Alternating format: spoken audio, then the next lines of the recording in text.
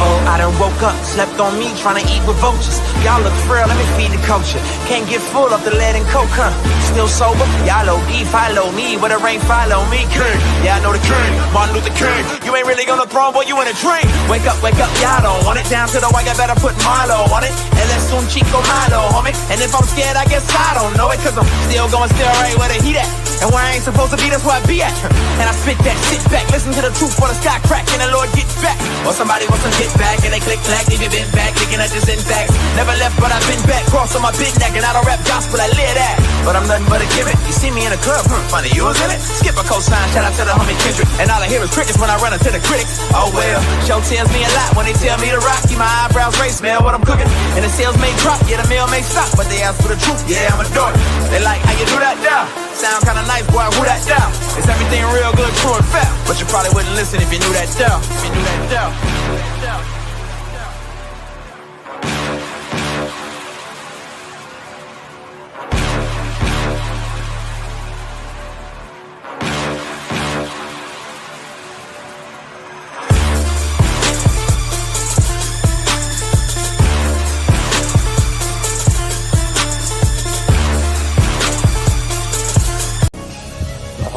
Just a little faster right now, doesn't it? As they stand alone right now. No cornermen. They're just ready to make the ring walk for the biggest fight that boxing can.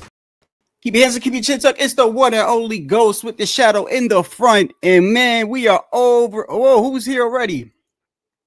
My dude Puto. Hey, I figured you'd be up at this time. I figured your ass will be up at this time. What's good, bro? How's your new year, man? How's your new year?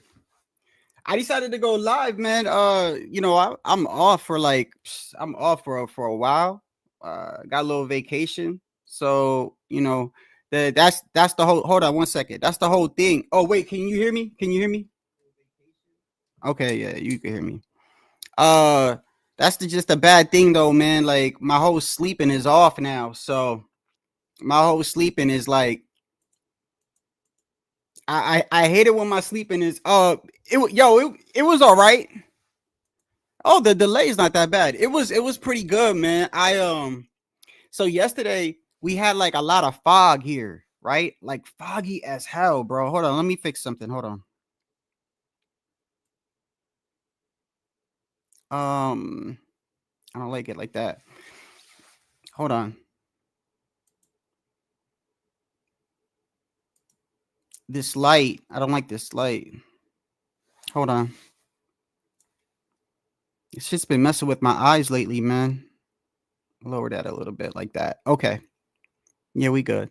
So, yeah, man, it was real foggy here yesterday. Real foggy. It was like, reminded me of like Dawn of the Dead or something, like the zombies and stuff. I don't know why, man, but lately I've been watching, a lot of horror movies and stuff, man. I usually try to stay away from horror movies, to be honest with you, man. I know this world is so demonic right now. And you know what's crazy though, man? Like when you really pay attention to things like on TV and stuff, you'll realize like subliminal messaging is everywhere, bro. Like in commercials, movies, you go to the store to get something to eat. Like I see, I watched, you ever heard of the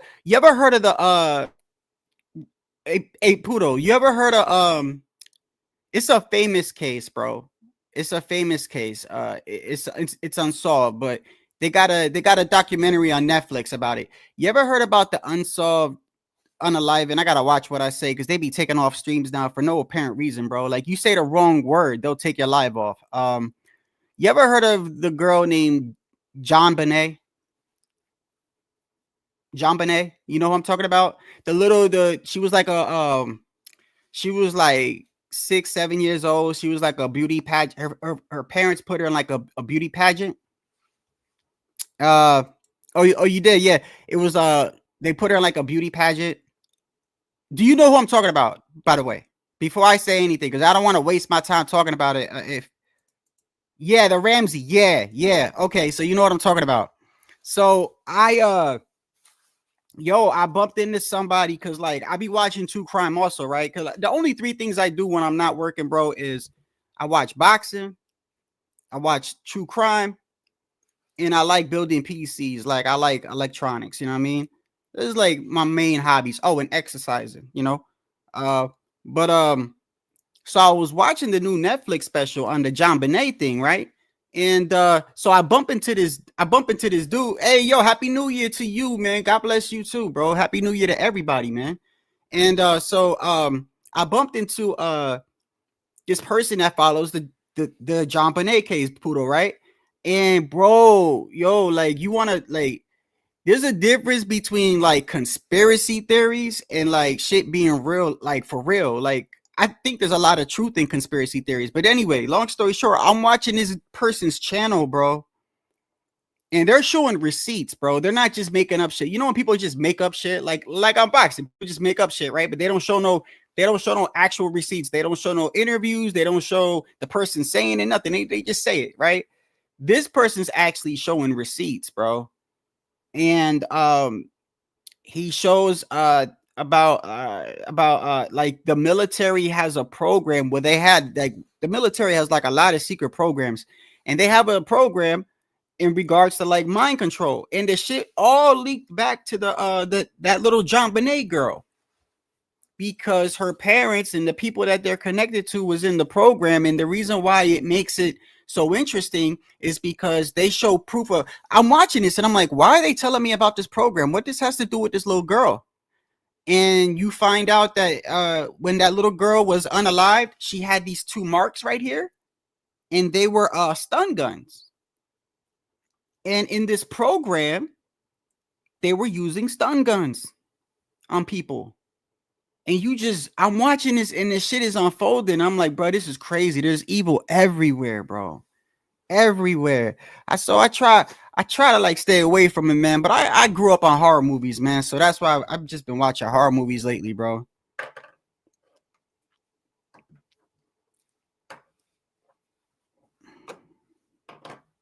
Well, before I get into boxing, real quick, what's your favorite horror movie, bro? Do you know what's a scary movie, but you probably don't think it's scary? But the reason why I think it's scary is because of how realistic I think the shit is. I think the best, I don't know if y'all like zombie movies. I grew up on zombie movies, bro. I'm not saying it's the best movie, but it's the best opening. It's an iconic opening. There's no other movie that beats this iconic opening of 28 weeks later, bro. The first 10 minutes of that movie is literally like a separate movie. Because if you watch the whole movie, like if you go, you could watch it on YouTube. Underneath, when you look at it, people are like, this is like literally like a separate movie. It sets the stages for the movie, but it's the best part. I don't think there's any iconic movie beating that opening, bro. And this shit is scary because the people are infected with the rabies from like the apes in their eyes. They got blood in their eyes. And when you get bit, you turn like this, bro. It ain't like a day or two. You turn like in 30 seconds, bro. And I'm watching this shit and I'm just real like, cause you know, with the whole C-19 and the shit that we had recently and stuff. And I'm just saying that's probably the closest to something that could probably happen, you know. And you know, countries now with everything going on, you know, not to get off topic, but you heard what happened in New Orleans yesterday, right? You guys heard about that, right? And that was I gotta watch what I say, but that was a T attack. That was a T attack. They're now saying it was a T attack, and they're gonna do more. And I think a lot of it has to do with our president and everything like that. And it's just crazy, man. But something like that, like a chemical, would be used. I think that's the closest thing that will happen to us is some sort of chemical. So when I watch 28 Days Later, that shit, the iconic of that movie, bro, the opener of that movie is by far. I'm not saying it's the best zombie movie, but I'm saying that iconically, the opening of that movie, nothing beats it, bro. Nothing beats it.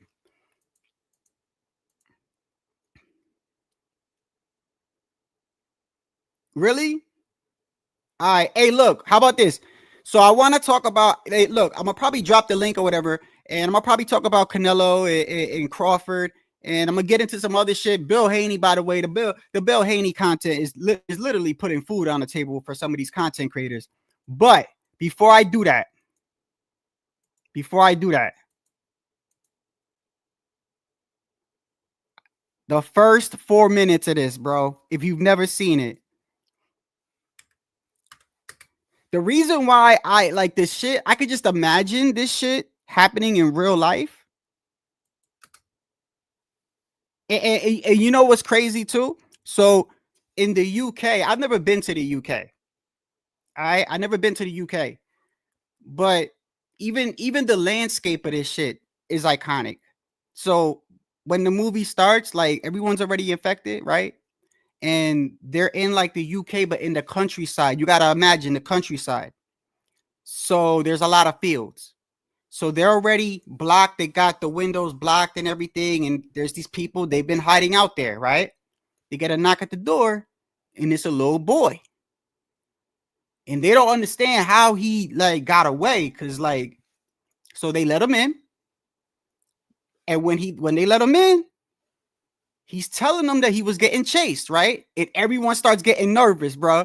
They're like, what? He's like, yeah, I was getting chased. And they're like, how many of them was there? And the kid looked up and he said, like loads, like boatloads. And when he said that, one jumps right through the window, bro.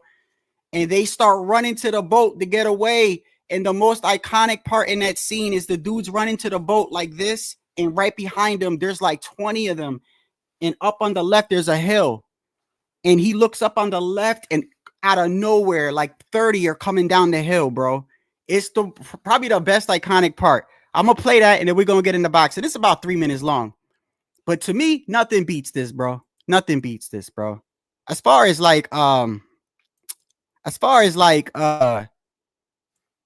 movie zombies openings or whatever. I grew up on movies, on zombie movies, so. But right after this, I'll get into boxing. And maybe I'll drop the link too, since I can't sleep today, man. I can't sleep. So here we go. The most iconic scene right here. All right, let's get into it.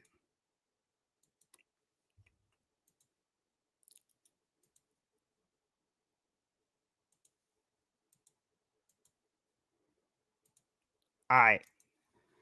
Tell me if y'all can hear it, though. Can you hear that? Yes or no?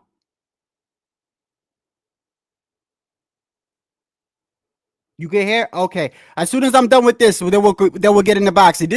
I'm picturing this as like real life, bro. Because with the C-19 thing and everything, this shit is crazy. They're making 28 years later this year, by the way. But this shit could happen if they inject people with stuff, bro. This is like, I'm not saying something like this will happen, but something like this is possible, bro.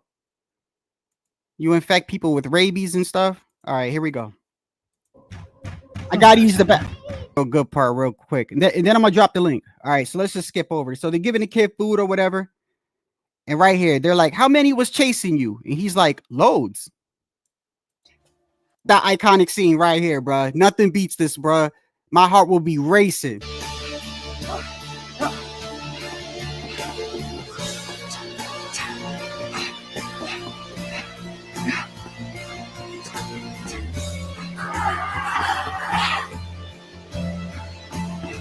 Look at the one, bro. That was the best iconic zombie open, bro. Ain't nothing beating that, bro. Nothing beating that, bro. I remember when that shit first came out, bro. My heart was beating, bro. I was like, I can't imagine getting chased. Yo, he done left this girl. Yo, I would have probably left it too, bro. I'd have left that ass too. Told you not to get that kid. Fuck wrong with you? You done left her, bro. Oh my goodness, bro. You get another girl, bro. You can't get another body. Yeah, hell yeah, he left him. You damn right. No, bro, you would have left him too. I don't know, man. If it was like my son or something, if it was my son, I'd have died. But if it's some girl I'm going out with and I done told her, bro, like, bro, what are you doing? Like, we need to go. And her ass, no, we got to save everybody. Then your ass go save them then. That's your choice. I'm on a boat now. You getting eaten. But anyway, hope y'all had a blessed new year, man. And so we're going to get in the boxing right now. And, you know, this whole, before I get into anything, I just want to say, you know, with Bill Haney, I don't have anything against Bill Haney. And I I realized today that a lot of the shit he says, don't get me wrong, a lot of this shit he say is kind of out there, but and not true. But I will say that he was telling the truth when he said that he provides content for content creators. Cause bro, I've been watching, bro, and I pay attention. There's a lot of channels that are benefiting off of Bill Haney. And they're getting more views. They're getting more views talking to, and now I understand. See, look, like a year ago, maybe. So I've been on YouTube for like a couple years now, right? Now my mentality is different because like I'm a type of person that I overthink things, and I can't explain it, but it's like I'll overthink some things and I'll see things that other people don't see, but yet things that everybody sees I won't see. Does that make sense? So like take a movie for instance, right? Like I'll pick up on little things. Like I'm always like analyzing, and I'm like a deep thinker. However, there are things that are like wide open that people notice that I don't notice, and I don't know what it's called, but I had the issue when I was in school. I remember I got called. I'll never forget. Like they were talking to my father. It's not ADD. There was something. It was something else, because ADD is when you don't pay attention. But it's basically like, I'm not even gonna say, maybe it's a form of autism. I don't know. I'm not saying I'm like, because when people think autistic, they think like you speak a certain way and you like, like you sound like low-key retarded, but that's not true actually. That's not what autism is. But I pay attention to certain things and I overthink things, but things that are right in front of your face, I probably won't catch. So it took me a while to realize on YouTube. And the whole Bill Haney situation made me realize, people would tell me all the time before I started the channel. Some people would say, "Hey, Shadow," I forgot who it was, but he was right on the money too. I mean, this was such a long time ago. I remember he said to me, "Hey, Shadow, before you start your channel, I just want you to know, not everybody is really like about boxing. Like, yeah, it's a boxing channel, but they're not. Their main objective isn't boxing, and you're gonna see that." And I'm like, "So what do you mean?" And and he's like, "Nah." He's like, it's views, it's clicks, and everything. And of course, you would think that would make sense, right? Of course, it's social media. But I've always had like a boxing channel, and my main objective is to just talk about boxing or whatever I feel like. I don't really care about being monetized. I like the fact that I'm comfortable and I can do my channel whenever I want. I could drop a video whenever I want. I can go live whenever I want. That was the whole purpose of me having my whole channel. Like for instance, like, I'm off, so I have like little vacation. So I'm going on live line at a weird time right now, and I'm comfortable with that.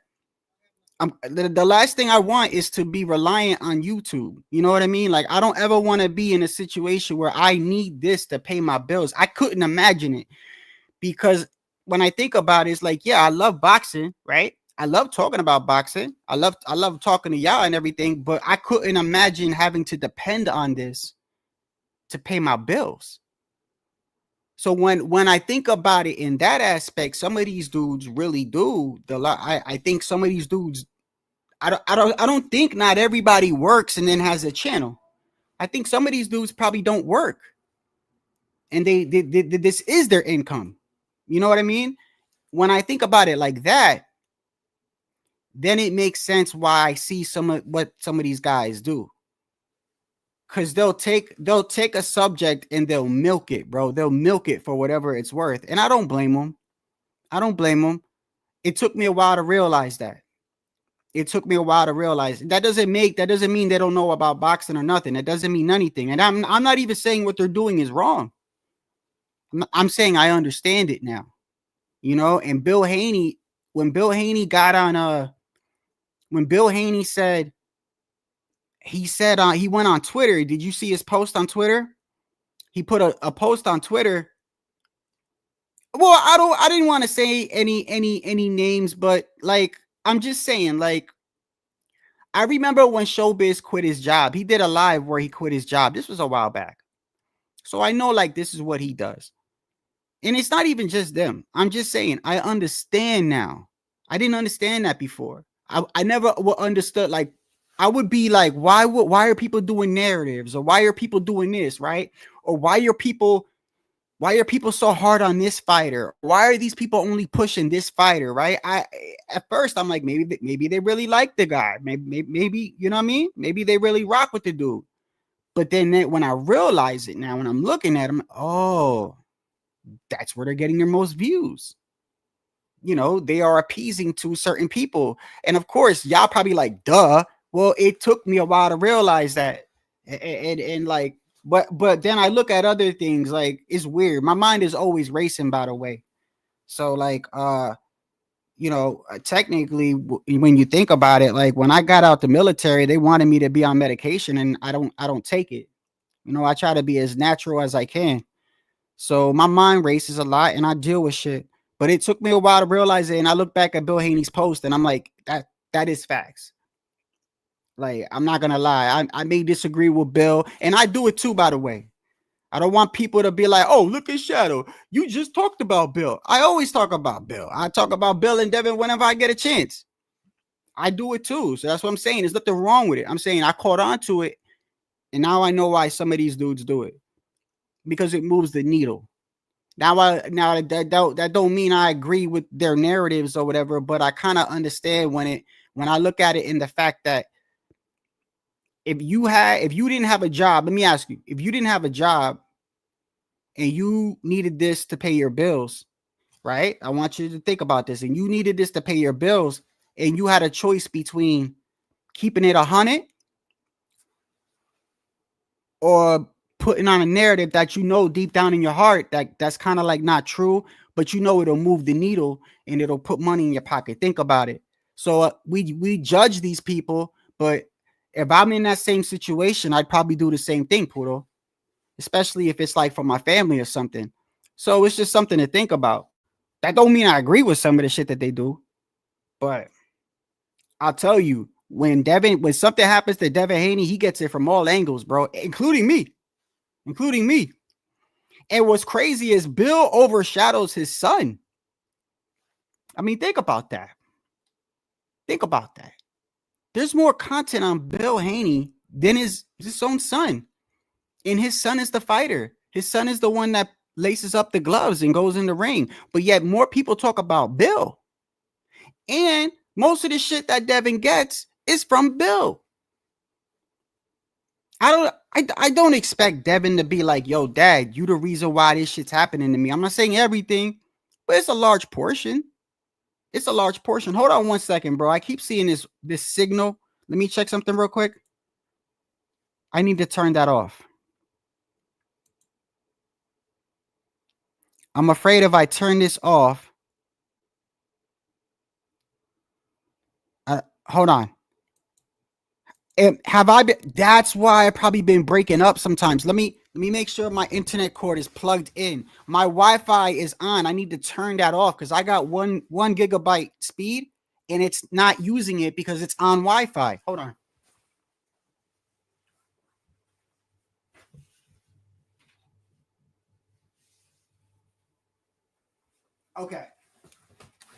Okay, it's all the way in. Let me turn this off real quick and see if that makes a difference. I don't like that. That symbol coming up on my shit. Okay, let me just.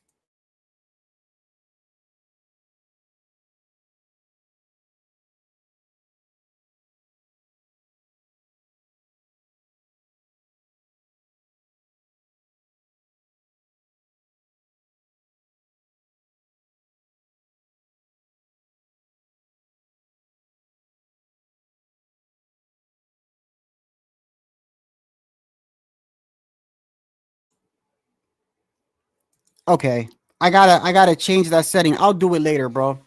I gotta change the setting. It's only on. I need to put on the setting to where when I turn off my Wi-Fi, it'll use my internet cord. It's only on Wi-Fi. I'll change it, bro.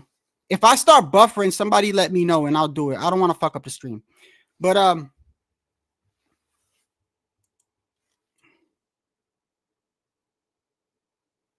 yeah, that's true, Ryan. That I agree, bro. I agree when it comes to that. Hold on one second.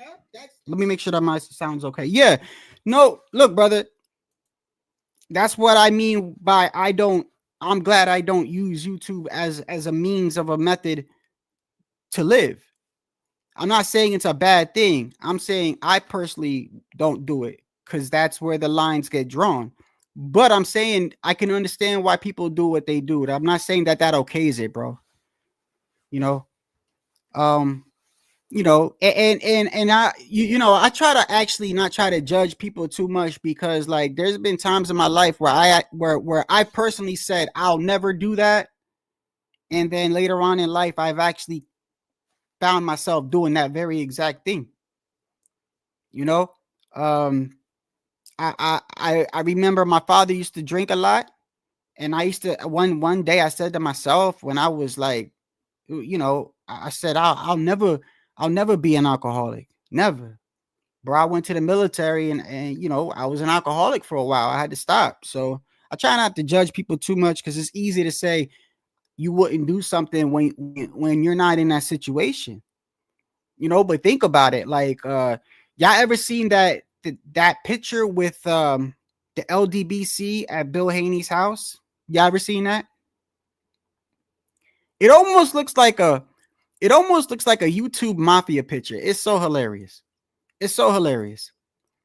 They're at Bill Haney's house. It's like a long table, right? And you got BTFB, 78 Sports, Blue Blood, all these dudes, and they're all there, and they take a picture. And when you look at it, certain channels won't talk about Bill Haney. Do you realize that? Like some channels will never talk. They'll never criticize Devin. The Boxing Voice, Nestor Gibbs. I watch the Boxing Voice. I ain't got no issues with them. When I'm out and about, bro, and Boxing Voice is on, I watch it. There's a lot. I watch anybody, bro. I love boxing. So unless you're literally not spilling out narratives or some racial shit, then I'll turn you off. You know what I mean? But if you're talking boxing and I don't agree with you, I'll still watch your channel. Like, bro, it's your opinion. It's boxing. I love the subject, So I'll be watching a Boxing Voice, and I noticed, bro. I noticed Nestor Gibbs, like, he'll never criticize Devin, and he'll shit all over Tio. I mean, he gives Tio no break, but he gives Devin excuses for everything, and that's okay. But I don't think people are like on actual payrolls. I do think that people don't want to break relationships because they know that relationship is bringing in views and clicks, which equals income, which is one of the reasons why I don't want to do interviews. But I've actually been thinking about doing an interview. I've actually been thinking about getting Bill Haney on here. I was thinking about it earlier because I can do it. I was thinking about it. I was like, why don't I just ask Bill to come on? And what's going on, Black and Brown? Happy New Year to you, brother. I was thinking about maybe I should get, Bill Haney on here and just, and I'm, I'd keep it real with him. I always say I feel like Bill. Listen, whether you like Bill or not, me not having a father, I can tell he loves his son, bro. Tio's father loves his son, bro. Like, there's no doubt. And I feel like he tries to protect his son so much, he gets his son in some shit. Like, I think Bill doesn't, like, do you think Bill understands that he overshadows his son? Do you think he knows that? Like, do you think Bill sits back and goes, they're talking about me more than they're talking about my son? Like, do you think he's purposely doing that? I don't think he's purposely doing that. This is what I think. This is going to sound crazy, but this is what I think.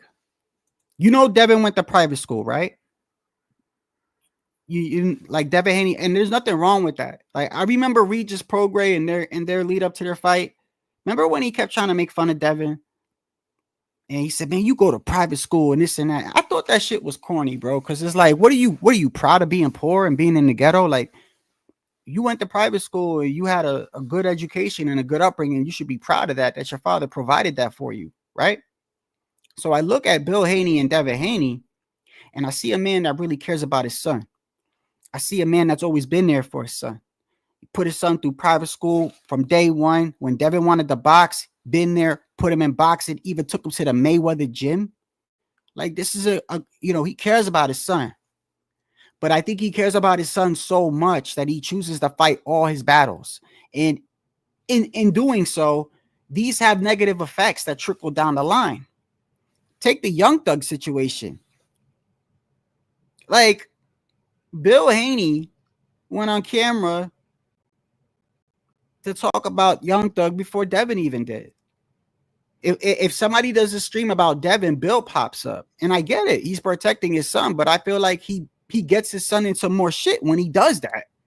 I don't think he's doing it on purpose, but bro, I can honestly tell you that when I was going hard at Devin Haney at one point, before the Ryan Garcia fight, I was making a lot of content on Devin. And I even admitted in the content that, I rock with T.O. and, call it a little tribal. It was boxing fans and shit like that. Everyone's got the fighters that they like. But y'all know I criticize T.O. Like, I criticize T.O. so much. Some people think I'm anti-T.O. But one of the reasons why I was going at Devin was because one time Bill was on a panel at Punches. Was it Punch Drunk or H Money? This was a long time ago. This was around the time that T.O. was going to fight Kambosos. Remember the whole Triller thing? I think he had an issue with Bob Arum, and Bob Arum was voicing his disdain for T.O. at the time. And then the fight kept getting delayed and postponed, and it went to purse bid, and Eddie Hearn picked up the purse bid. And then when T.O. lost, he blamed Eddie Hearn. Like, y'all remember all that shit, right? At that time was when, where is it at? Let me see if I have it here. Let me see if I have it here. I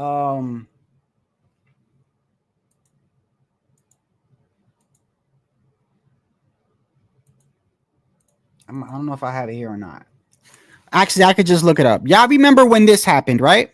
Hold on.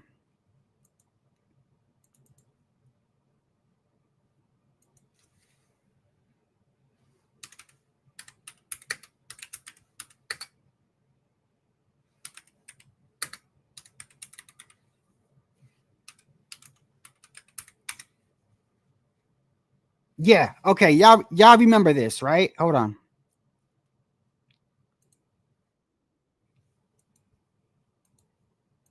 Y'all remember this when this happened back? I don't know how long ago this was, but you guys remember this altercation, right? You ain't got no partnership with nobody. We got partnership with people. Who you with? I know this shit. Nigga, I ain't pussy.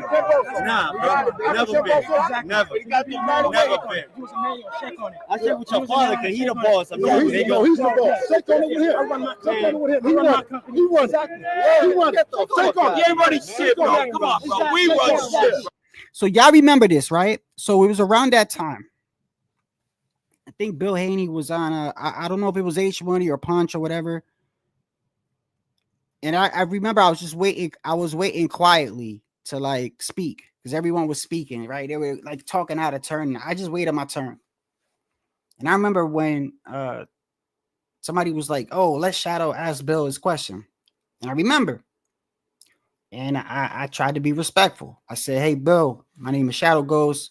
I was like, mind you, I was kind of new in the community at the time. So, I was like, I still explain everything, but I was like, look, I think Devin's, got good skills. I didn't want to come out and flat out just say, look, I think T.O.'s going to beat the shit out of your son. I didn't want to say that. So I was like, yo, I think Devin's good. I think he's this, right? I think you're a good father, blah, blah, blah. Give him the whole fucking, kiss his ass type shit before I say what I was going to say. Well, that shit ain't matter. None of that mattered. Because when I was saying all the nice shit about him and his son, he's like, oh, thank you. As soon as I told him, yeah, but I think T.O.'s gonna beat your son. He said something stupid to me, and I remember that's all it took. And so I was like, oh, well, fuck you then. Like, the fuck you talking to me like that for? And then I started going hard at Devin. You see what I'm saying? And that was over what Bill did. I've never spoken to Devin. So I'm not going to say that my situation applies to everybody, but that's just one situation. And I don't think Bill does it intentionally, but I do think he makes shit a lot worse, bro. The suing thing. I don't think that it was Devin's idea to sue Ryan Garcia. I really don't. If you ask me, Devin, I can't imagine Devin the day after the fight or the month after the fight. I can't imagine Devin saying, yo, Dad, we need to sue Ryan. It just seems like that is something Bill would do. It seems like Bill would, no, we need to get retribution, you know? And I feel like I'm not telling Devin how to live. Like, he's a millionaire, man. Listen, regardless of how you feel about the Haneys, bro, very successful family, man. Very successful. Whether you like Bill or not, he's good at what he does. And he's right. His content alone is feeding fucking content creators right now. Some of them are getting the most views they ever got. I'm not lying when I say that. I'm not saying I'm any better or that I don't do it. I just started off telling you that I understand that.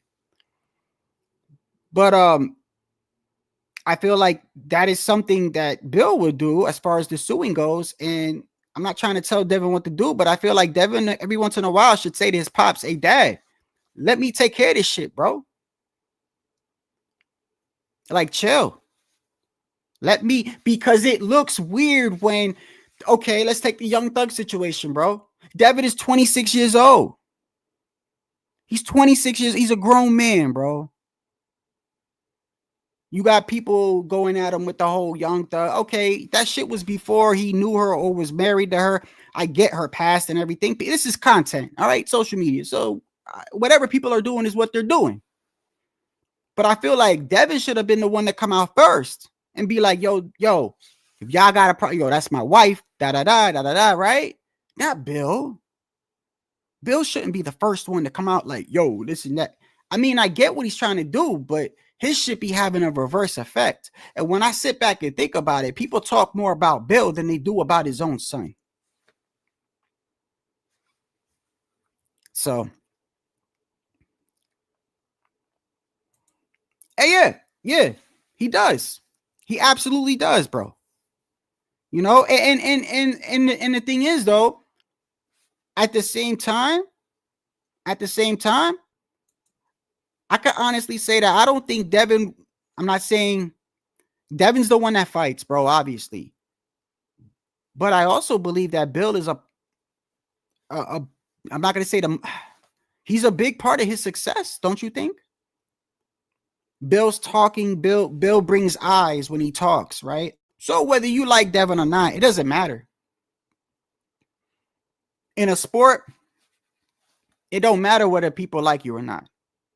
If people hate you and they watch you because they want to see you get knocked out, that is no different than somebody who watches you because they like you and want you to win.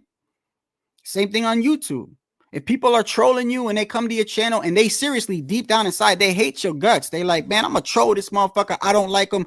YouTube doesn't have a software that goes, okay, well, this guy doesn't like Shadow, so we're not going to count that view. No, a view is a view. So I do think he's responsible for his success, but I also think he's also responsible for a lot of the negative shit that Devin gets. And I'm not gonna say I feel bad for Devin, but like the other day, when Bill was on Fight Hub, and I did a video on this. You know, Bill's like a politician. You ask him a question, and he speaks so well that he says a whole bunch of nothing. That you at the end when he's done speaking, you're like, did he answer it or not? I don't even know if he answered it. I can't even tell. It's like he straddles the end of the answer. And he doesn't answer it, but it sounds like he answered it. Like a politician almost, bro. Just a bunch of bullshit. And the topic of Ryan came up again. All right. So the guy goes, Marcos, I think from Fight Hub, brings up Ryan and says, so what? First he says, when are you guys getting back in the ring? Right? And I think Bill indicated like a year.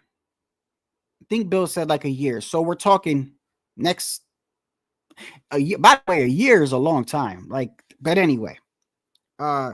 So they're like, he's like, so do you think he needs a tune-up? Now, me personally, I think Devin needs a tune-up. He doesn't have to take it, but I don't think anyone would get mad at him for taking a tune-up. Like if Devin was to fight a couple months from now and fought, if he didn't fight someone in the top 5, if he fought someone like in the top 10, let's say somebody ranked 8th or 9th, I don't think anybody would complain.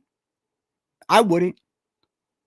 And I'd be criticizing the fuck out of Devin. I wouldn't, because I would understand. I mean, he had his jaw broken. He went through a bad beating. He needs to see where he's at.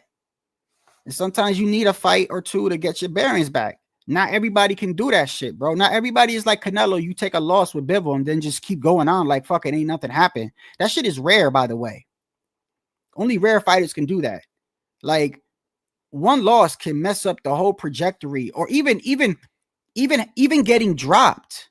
Getting dropped or having a close fight can mess up your whole trajectory. I don't know if y'all remember, but Regis Prograis seemed like to get old overnight.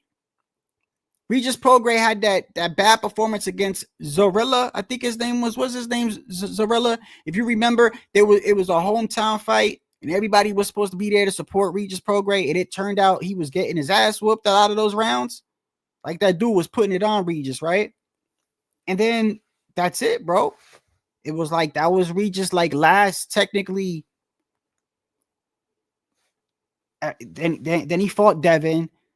Then I forgot who he fought afterwards, but he's just not the same anymore. And there's been fighters that we've seen get dropped. They're not the same anymore.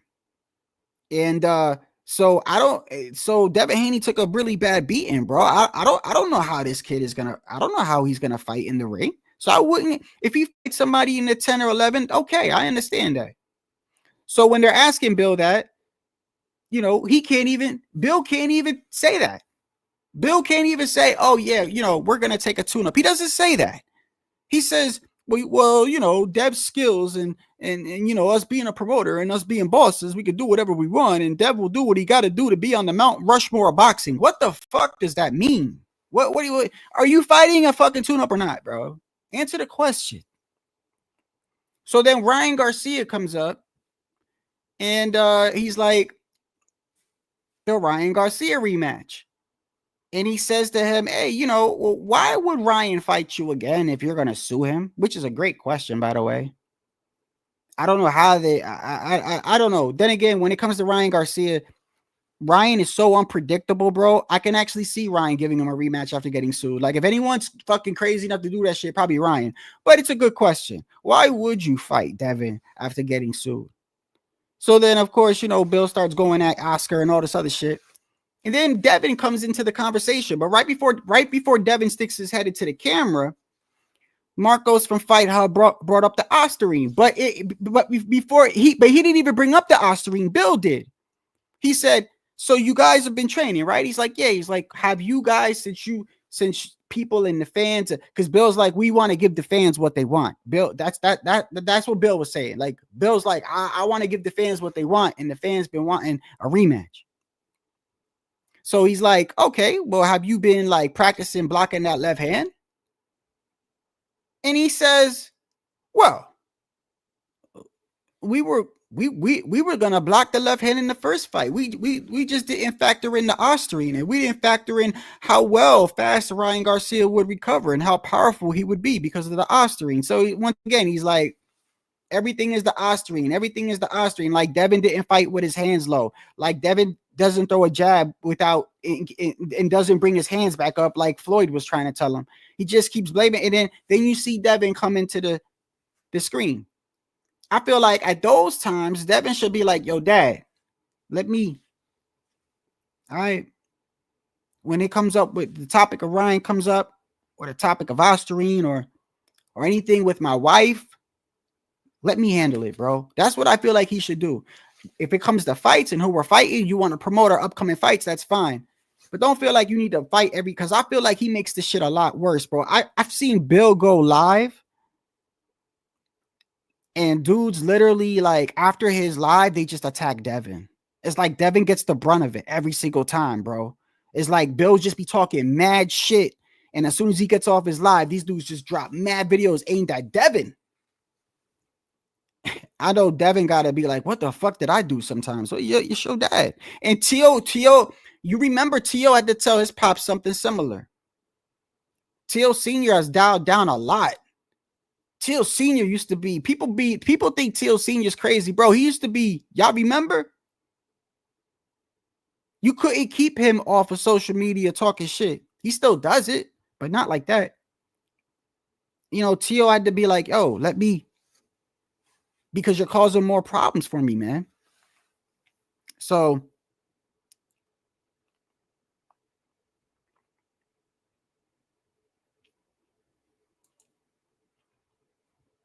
oh yeah, whether you agree with suing or not, it's that that wasn't really my point. My point is I don't think Devin, you know what I mean?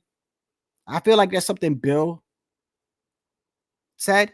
That's just me. I feel like Bill, you know, whether you think is right or not, you know, if you think that you can get money because someone cheated, I mean, I'm not in that position. You know, as boxing fans, we don't want to hear that shit because as boxing fans, we just want to be like, well, if you think you could beat his ass, just do the rematch. That's just how we are. But you know, yeah, that's weird. That's very weird. Like I don't understand that, and I don't even know how that's even going to get passed. By the way, like I don't understand like why you can't just sue him for like cheating or taking us up like battery. And what's the other one? Emotional distress. That's crazy, bro. Like that. Perfect example. Emotional distress. Like Devin should be like, Dad, are you serious, Dad? Like, do you know what they're gonna say about me when this comes out? And I remember, and if you think I'm bullshitting, there's an interview with Bill where he's saying, if y'all got a problem with the suing, come at me. And I think it was on Mill City. It was on Mill City. There's a famous interview where they were going back and forth and fucking I don't even know if like Progray was involved and all this other shit when the whole shit was going on because Progray came out and was like, yeah, he cheated on me too. Remember when the whole shit came out with Devin being blowing up 25 pounds and shit like that, and people brought out that the sanctioning bodies was like, yo, that's technically cheating, you know, rehydrating that much and stuff. And then Progray came out and was like, yeah, he did it to me too. He cheated too. But when people was bringing up the suing, Bill was like, if you got an issue with that, you come at me, bro. Basically saying I'm the one that did it. Like, so with the battery, why would you do that? Like, you know what they're going to say about your son, bro. But, you know, I don't know whether they care or not. I mean, to me, the most sensitive boxer in boxing is by far Shakur Stevenson, in my opinion. That guy will tweet the moment he gets upset at anyway. It's like, you know, yeah, he's a multimillionaire. He doesn't care, you know. But I mean, I know it bothers him. I know it bothers him, bro. I know it bothers him for like that whole Young Thug thing. That shit bothered him, bro. Look, how can it not, by the way? How can it not? So let's say you're a millionaire, right? Okay, so what? You're a millionaire. People talk about your wife, bro. People calling your wife a fucking prostitute and all types of shit. And people going live laughing at you because she's, you know, even though it was before she met you, they keep playing it over and over and over. No matter where you go, they're playing the interview. Look, she's crying to young. I did it. I mean, I made a video about it. So, like, I know that shit, money doesn't take away your feelings, though. I know that shit bothers him. And another reason why you know that it bothered him is because Bill came out the very next day to talk about fucking Thug. But yeah, man, I think he is. Let me upload this real quick.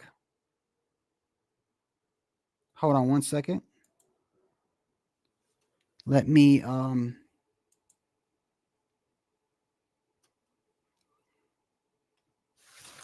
as far as this Canelo and Crawford thing,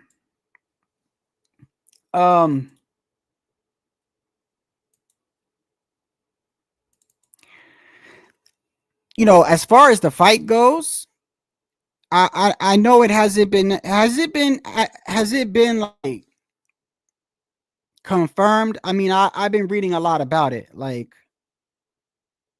I don't know if there's a date or anything like that, but I think it's the best thing Crawford can do for his last fight. The only thing I wish is, I don't know why this happened, but I've noticed the last 2 fights with Canelo, 3 fights with Canelo. I don't know. People pointed it out during the Munguia fight. I don't know how true this is. I hope it's not true, because I don't think it's good for boxing. You know, but people were like, he let off the gas on Munguia, right? And the whole mindset behind that is that, you know, he was very respectful and liked Canelo. So Canelo is not like Berlanga. Like, you know what I mean? Like, if he's gonna fight Crawford, bro, I hope it's not like so much respect that they're like, we ain't gonna hurt each other, like type. No, fuck that. I'm trying to see someone get knocked out, bro. A lot of people been talking mass shit, thinking, you know, like it's easy for Crawford to go up 2 weight classes and fucking beat Canelo. I like Crawford, I really do. But there's like a part of me that wishes like Canelo makes this shit look easy to get these motherfuckers out of fantasy land. I'm not saying it can't be done, but like some of the way these people talk, they just totally disregard everything else. And it's like, bro, you need a wake-up call. Like 2 weight, like that's a lot of weight, bro. He already moved up to 154, right? He already struggled at 154 against Madrimov. Granted, Madrimov is a tricky fighter. And I think people don't give him enough credit for that, because that dude was throwing feints like I never seen nobody throw that many feints in my life. I'm sitting there watching this man. He's just like this. I'm like, are you going to throw a punch, bro? Throw something, bro. It was like literally. So I get it why Crawford was a little hesitant. You know, the last thing he was trying to do was get dropped. I mean, that was a large crowd. Eminem had performed. And, you know, I'm thinking about it like he doesn't want to get dropped, or, you know what I mean? So, but he struggled. That's 154. Now, let's talk 168. And that's even before rehydration. That's a lot of weight, bro. And he's going to need his speed to beat Canelo. He could have all the, you know, he's going to need his athleticism and his speed and his agility. Because what you think, his power is going to, bro, when was the last time Canelo's been dropped? I don't think Canelo's ever been dropped. The man's never been dropped, bro. I think he got hurt one time. It was like 15 years ago, 20 years ago. I think the only time I ever seen him really get hit was when he fought Triple G. Other than that, who's really been catching Canelo like that? So I don't see him knocking Canelo out. So he would have to outbox. He would have to outpoint Canelo. But that's a lot of weight, bro.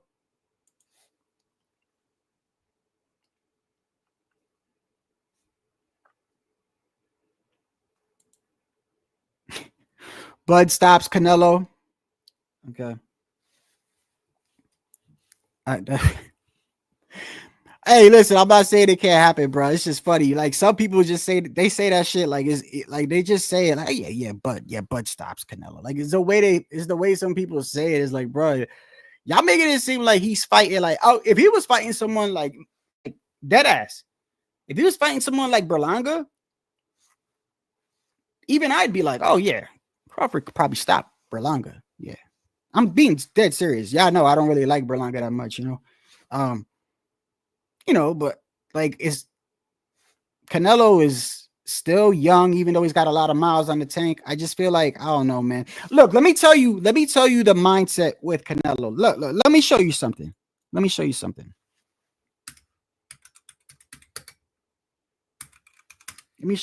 here. Let me see if I can find it.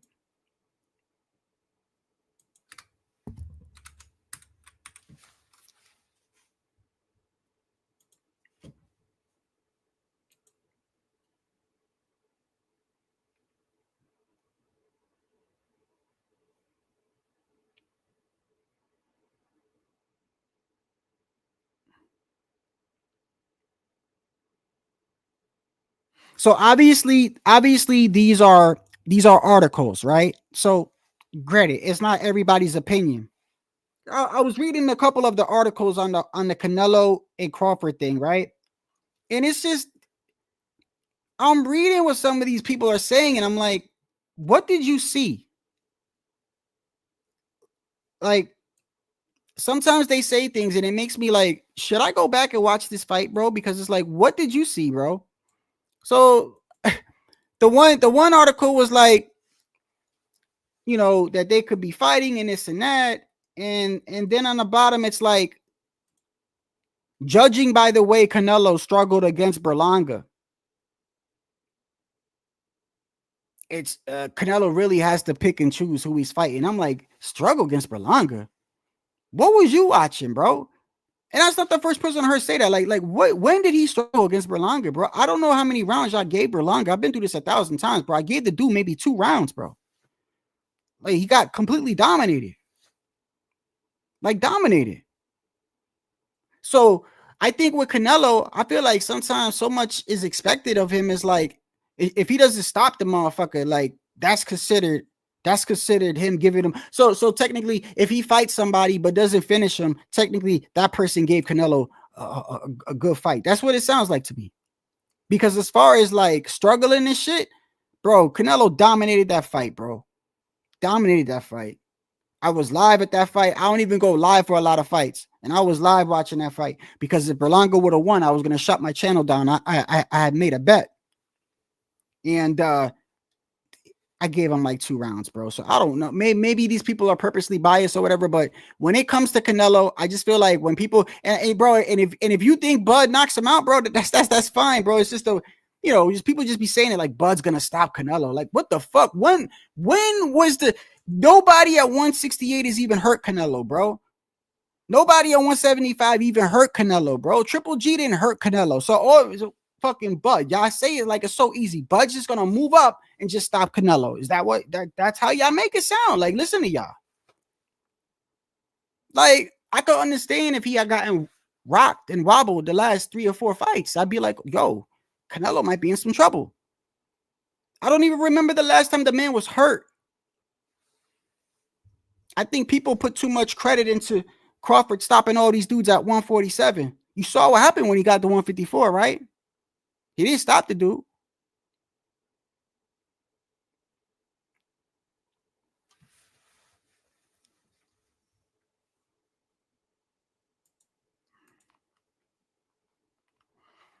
Brother, come on, brother. Come on, you don't believe that. You don't believe that, bro. So that's another thing too. I'm glad you said that. So now, you think Berlanga wasn't trying? I hope y'all don't think that. I hope y'all don't think that, like, you're giving Berlanga an excuse like, oh, well, he didn't let his hands go because he was so scared. Like, no. He was talking mad shit, talking the most shit I've ever seen somebody talk. And he was trying, bro.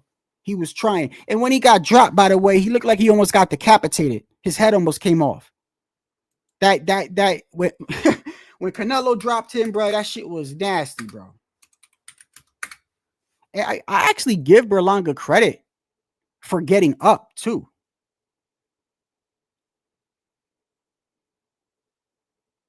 Let me see.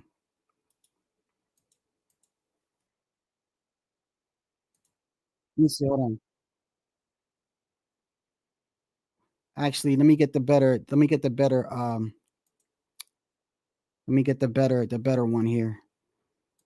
I give Edgar a lot of credit for even getting up from this knockdown.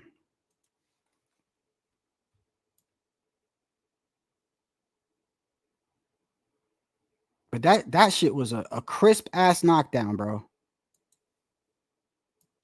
You keep Canelo from resetting his feet, then you have an opportunity to do so. Damn, that shit was crisp. From resetting his feet, then you have an opportunity to do so. I mean, I make it sound easy. That shit ain't easy fighting Canelo, boy. I'm telling you, man. In a way, bro. I hope this shit falls through, man. And I like Bud. To be honest with you, I really wanted Bud to fight Tio. Y'all gonna call me crazy, but I really did. I really did.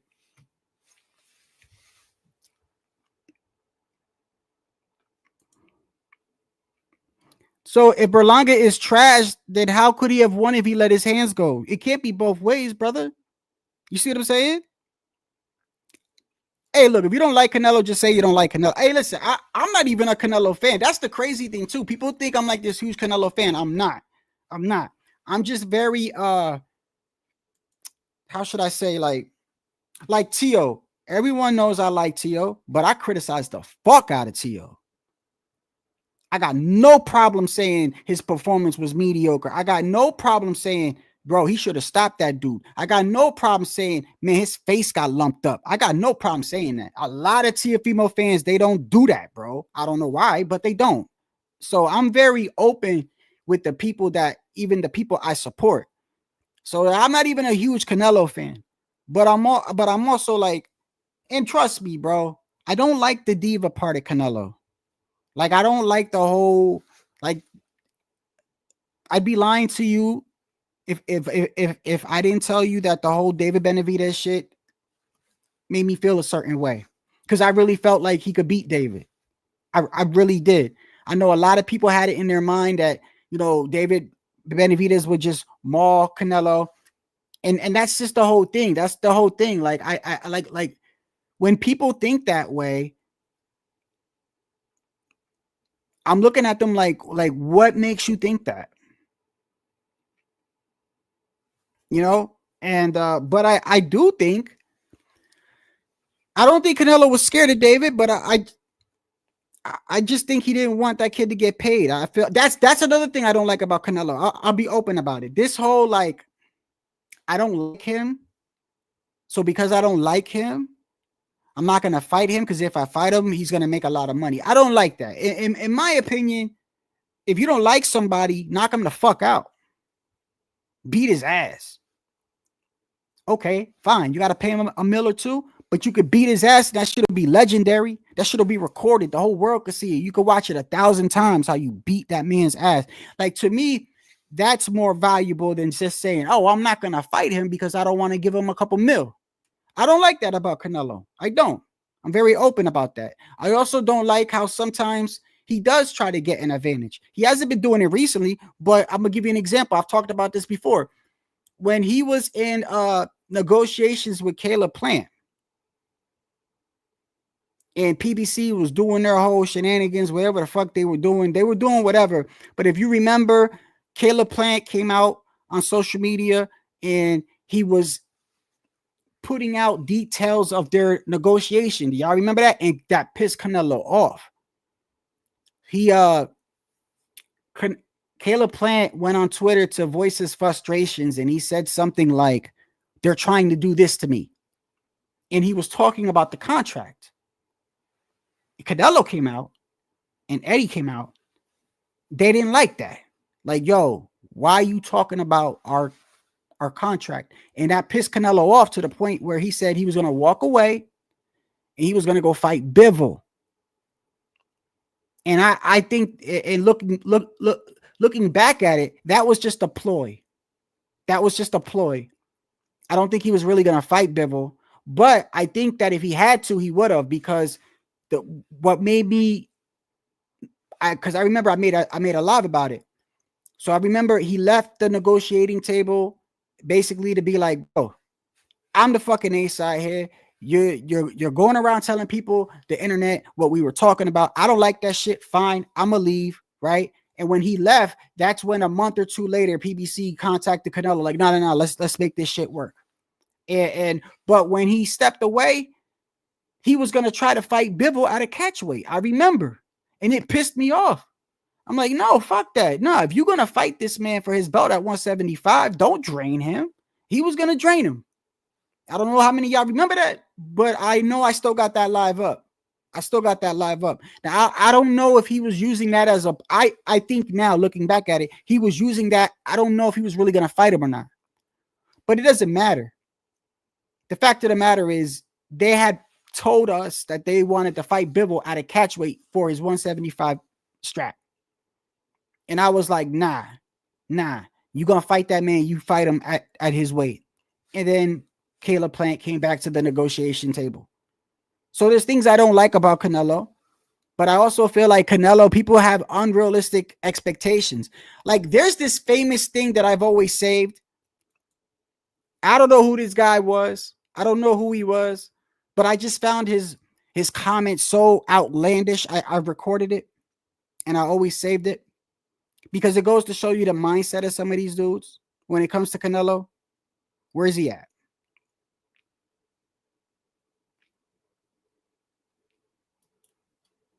Where is it at here?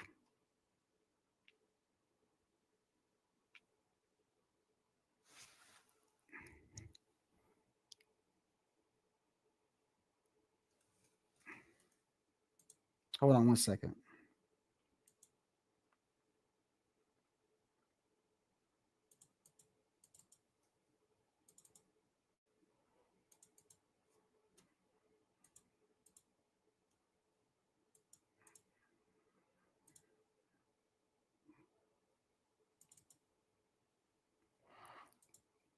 I gotta find it because I put it on my other SSD, but it was the one where the dude there was a dude, and this was like 2-3 years ago.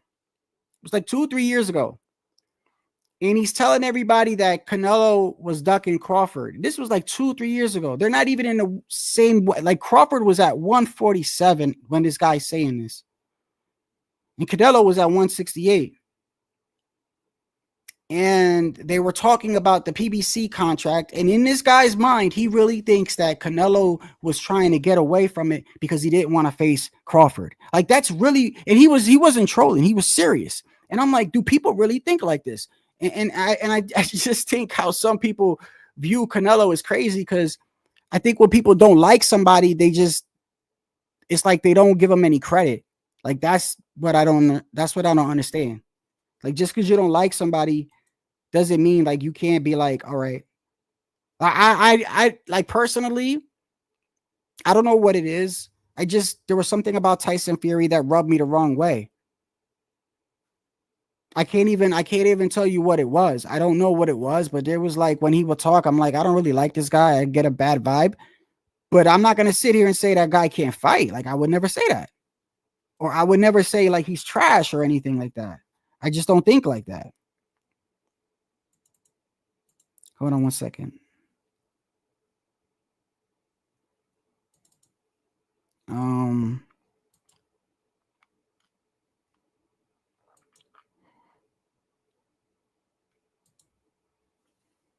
Oh, real quick. If somebody wants to hop on, talk about any of this.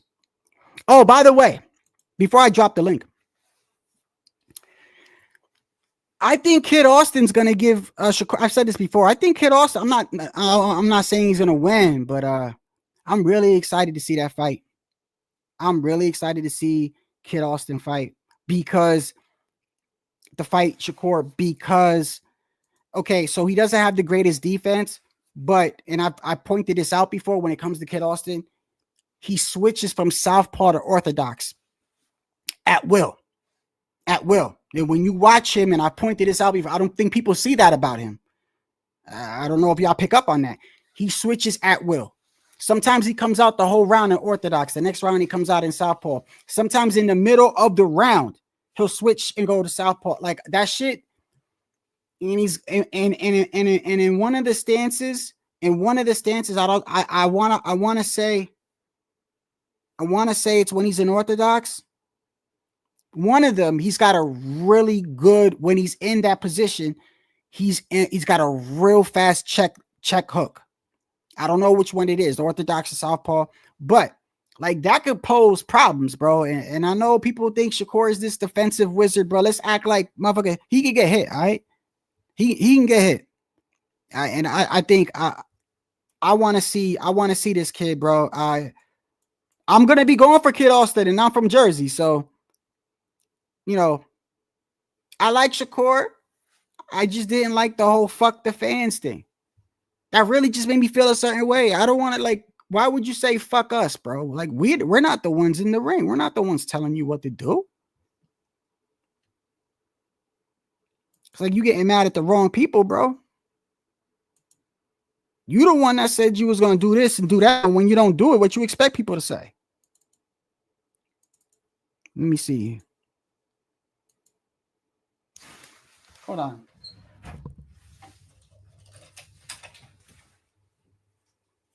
Now this got me thinking. I know I have it here. Hold on.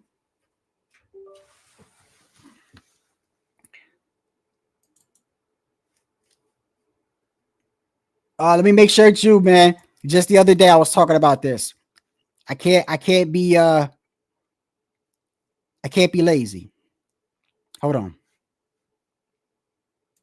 Yo, is that you? No, it's not me. Okay. As long as it's not Puto, that's all I care about. It's not Poodle. What's going on, man? Not much shit, man. Happy New Year's, bro. Happy New Year's, man. Yeah. You all right? Yeah, I'm good. My daughter gave me, I think, a little bit of her cold, but I'm straight, man. It'll go away. Oh, okay. Kids, hold on one second. like you have kids, right, man? They be bringing shit from like school and shit. Yeah. Oh, go ahead, man. You can talk while I'm trying to find this real quick. I gotta find something real quick. What you looking for? I have a lot of boxing content on an SSD. One of my SSDs died, and I put it on a thumb drive. And now I'm realizing, like, all these short clips I be showing y'all. Like, yeah. I'm thinking like, there's no way I erased it, bro. There's no way.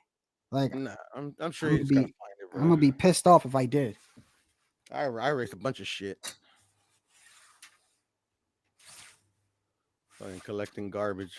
At one point, I thought it was like a good thing to save, but I got it right here. Okay, hold on. So now, and I was gonna ask you, Shed. I don't know if you saw my comment or maybe you did, and I just didn't hear you. Have you seen the original of the zombie movie that you played, like the original one? Oh, the 28 Days, the first one. Yeah. That's my favorite out of all of them, bro. The first one was badass. Oh, I got it right here. Okay, so now let me see if I have it here. Yeah, that was one of the rare movies where I actually like the sequel better. There's there's not a lot of movies where I like the sequel better, but I like the sequel better. I like the sequel as well, but the first one was cool because it was like, I think the zombies like come out like I haven't seen the movie in such a long time, but like you don't see him until like the end of the film, and like and that was the first. That was like more suspenseful and shit. That was the first. Let me see right here. I think I have it here. That was the first. I hear you, bro. I'm just doing two things at once. That was the first zombie movie where they actually ran, where zombies ran. You know what I mean? And that's like I didn't know that. I didn't pick that up. That's crazy. Yeah, and the national. I don't know what they call them, bro. The disease thing. What do you?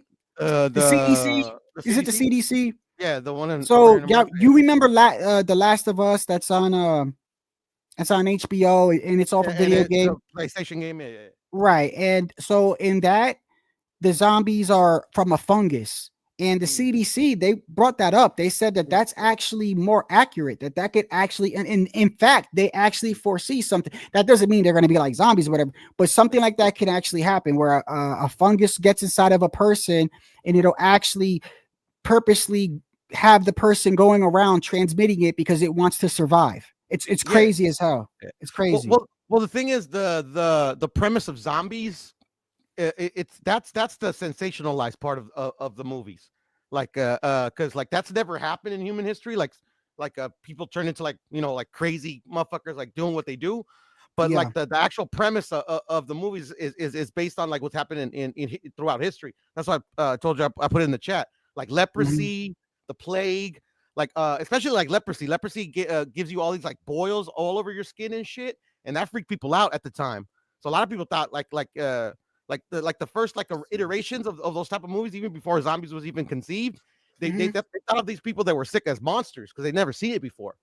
So like sickness that have like killed tons and tons of people, like the plague killed like a shitload of people, like smallpox that killed a shitload of people. And like imagine like that's the first time ever that humans have seen that type of disease, and it kills people like fucking quick because there's no antidotes and shit like that. So yeah, back in history, bro, like literally that's where they get these ideas, bro, because like people, because of their ignorance, because they've never seen it before, it's the first time that shit has ever happened, like that scares you. Like I remember, I forgot who I brought this up to, but I made this point up like my tia, God rest her soul, a long time ago. She passed away a while back. She said when she was a little girl, when they first saw airplanes, Yeah. like their mothers, fathers, whatever, grandmothers, they thought it was like devil shit. They thought the world was gonna come to an end because they've never like there's like a whole a region of people that like fuck, they don't fly on planes, like shit. Planes were barely like. Did I hold on one second? I'm sorry. Did I is my when you clicked on my link to come in here? Did it come straight in here? Yeah. Okay. Why? No, because I was having issues before when I was dropping the link. They were not coming into the room. Well, check this out. The only difference is that I noticed that you turn on the recording, so I have to click OK to get that. Okay, because something is different. That's it. Something is different. But I'm there. Like you could add me without me clicking OK, but it gets in the way. You know what I'm saying? I gotta do this shit afterwards because I can't stop the live. So I just gotta remember for next time not to do it, not to do that. But anyway, man. So what you think about any of these things, whether it's Crawford, Canelo, or Bill Haney, or what? Yeah. Well, like I put in the chat earlier, bro. Like the one time I talked to Bill Haney, and the one and only time I talked to Bill Haney, and the answer he gave me, I already knew what this was about. Like in regards to what? Of them being on these platforms. Oh, okay. You know what I'm saying? Like, I already knew what they're doing here. Like as soon as I like I asked him a question, he gave me his answer, and I'm like, okay, this is why these guys are on here, trying to like talk to the fans, shit like that. Like, well, are you talking about channels? Or are you talking about Bill Haney? I'm talking about Bill Haney and channels. Well, I mean, my whole thing, it wasn't really nothing negative. I'm just saying I agree with what he's saying. It is true. Yeah. No. I mean, it's just like because because I talked to him on H Money's, by the way, because he used to go on H Money's back in the day. But anyway, like he's actually passed by my channel, to be honest. Like when I've gone on random lives and shit. I don't know why he comes. I mean, do you agree that when he said well, because like I think that when like if you see the Fight Hub interview, which I've seen, so right, so you saw the part where it looks like he's gonna take a stab at Southpaw, Punch Drunk, and Showbiz, and Dante's Boxing Nation. It looks like he's about to say something about these guys, right? And I saw Southpaw later on, and I think Southpaw, because there's a longer part of that live, and Bill is addressing Southpaw, right? So when he tries to bring these guys up, Marco doesn't want them to be mentioned on his platform, right? And it's like, so Bill makes it clear that like, nah, these motherfuckers ain't gonna say something to me and think it's okay. Like when you say something to me, I got a full clip, right? But then he said on New Year's, like, this is all content, and I'm putting food on the table for these guys. Yeah, and that's exactly what he's doing. Yeah, I 100% agree. Yeah. It's like Canelo. Canelo does that indirectly to everybody. Right. Yeah, that's like, kind of funny. Yeah, no, like what are some of these guys gonna do? What are some of the what are they gonna do when he retires? Like who are they gonna talk about? That's like, and I was telling that to somebody. I think I was telling that to the Phantom. I was telling that to Marky Dan, just a joke, just to fuck around with him, because we're just, just talking shit, because that's what Canelo is. It's either to create content for people that create content or just to talk shit, So I was like, yeah, what are you gonna do? And I was like, fucking with him. I was like, what are you gonna do when your favorite fighter retires? Like literally, like what are you gonna talk about? Like, and then I was fucking with him too because I don't know this for a fact. I'm like, Marky, every single time you jump on a panel, you bring up Canelo every single time. When he retires, what are you gonna talk about? I don't know about you, but I think Canelo's gonna retire too. No, of course. I mean, like if he's fighting Crawford, think about it. If he's fighting Crawford, I think it's about time he's gonna pack it up. Because at one point, Canelo was eyeing belts and legacy, right? He was just trying to be undisputed and go up to another weight class to do, you know what I mean? Now he's like, he's kind of like, I mean, I know he fought Berlanga. He was forced to do the Triple G, the third one. He was forced to do that, right? He wasn't forced to. That's what he made it seem like. No, well, the thing was is that, Well, this is the thing. Like, this is the thing about Canelo, which I love. He says nothing. Like, literally, the only time he talks is when he's promoting his fight that he has signed. Other than that, like, they ask him a question, they'll answer, but it's always very vague. And I love that shit.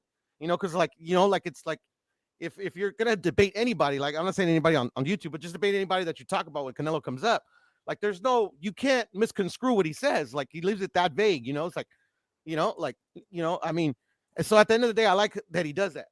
So so I say that because I don't know how the deal was structured, but the way they've talked about it on interviews, the way Eddie's talked about it in interviews, he wanted to fight Bivol. Bivol's under the Eddie. rematch, right? The rematch. No. The first fight. Okay. Because this is out there. Like, if it's true or 100% true or not, we'll never know because we're not in the table. They said it's a 2-fight deal. I'm fighting Bivol, then Triple G. So going by all the information he has, he didn't want that third fight. But because it's a 2-fight deal, they proposed Bivol and they said, okay, we'll give you Bivol, but you got to fight Triple G. Because at the end of the day, we got to remember, like, they're trying to recoup money that they fucked up. I don't know why they thought that a Triple G3 in Canelo would recoup money. I don't know why they thought that. A lot of fans said they didn't want to see that. Well, because that's the thing for Canelo, it's like whatever. But Canelo is where it means to an end. He wanted to fight Bivol, like literally, they're like, okay, we'll give you Bivol, no problem, but give us Triple G. Because the Zone wanted that fight. The only thing is that, like, Canelo never wanted that fight. He sued him to get out of it because at the end of the day, he ended up fucking getting out of it because of Oscar's fuck shit. But they still paid Triple G all this money with Arthur's guarantee that Canelo was going to fight him. But little did they know that, like, Canelo never agreed to that shit. No, so that's what happened. So at the end of the day, to me, and they implied it pretty hardcore. Like, the only reason they fought Triple G was to fight Bivol. And just to go straight into that, I never thought that the Bud and Canelo fight was ever going to happen. Like, Canelo's already said it multiple times. Like, it's like he's from another weight class. Like, the weight thing's too big. So then, like, sorry, but you're saying you're saying you didn't think they were going to fight, or they're not. I still don't think they're going to fight. You still don't think they're going to fight. Yeah, but there's this one guy, Mark, on my buddy Mark's channel. Like, he talks a lot of shit, but like, he called in to kind of say that he heard it through the grapevine about somebody that oh yeah, I know this guy, he's always been right, a bunch of bullshit. But disregard that for a minute. The information that he proposed actually makes sense because it kind of ties into the Triple G Bivol. The first time they made that deal, he wanted to fight Bivol, so he agreed to fight Triple G just so he could get that fight made. So what he said that he heard is that they're negotiating a 3-fight deal with Turkey, and that the first fight is going to be Bud, the second fight's going to be the winner of Arthur Beterbiev and Bivol, and the third fight's going to be Benavidez. I'm not saying it's true, but that actually makes sense to me because he wants to fight Bivol, and he wants to fight him bad. Bro, that would be, I'm gonna tell you like this right now. That is actually, if he fought, I hope this fucking guy Jerry is right. Hey, look.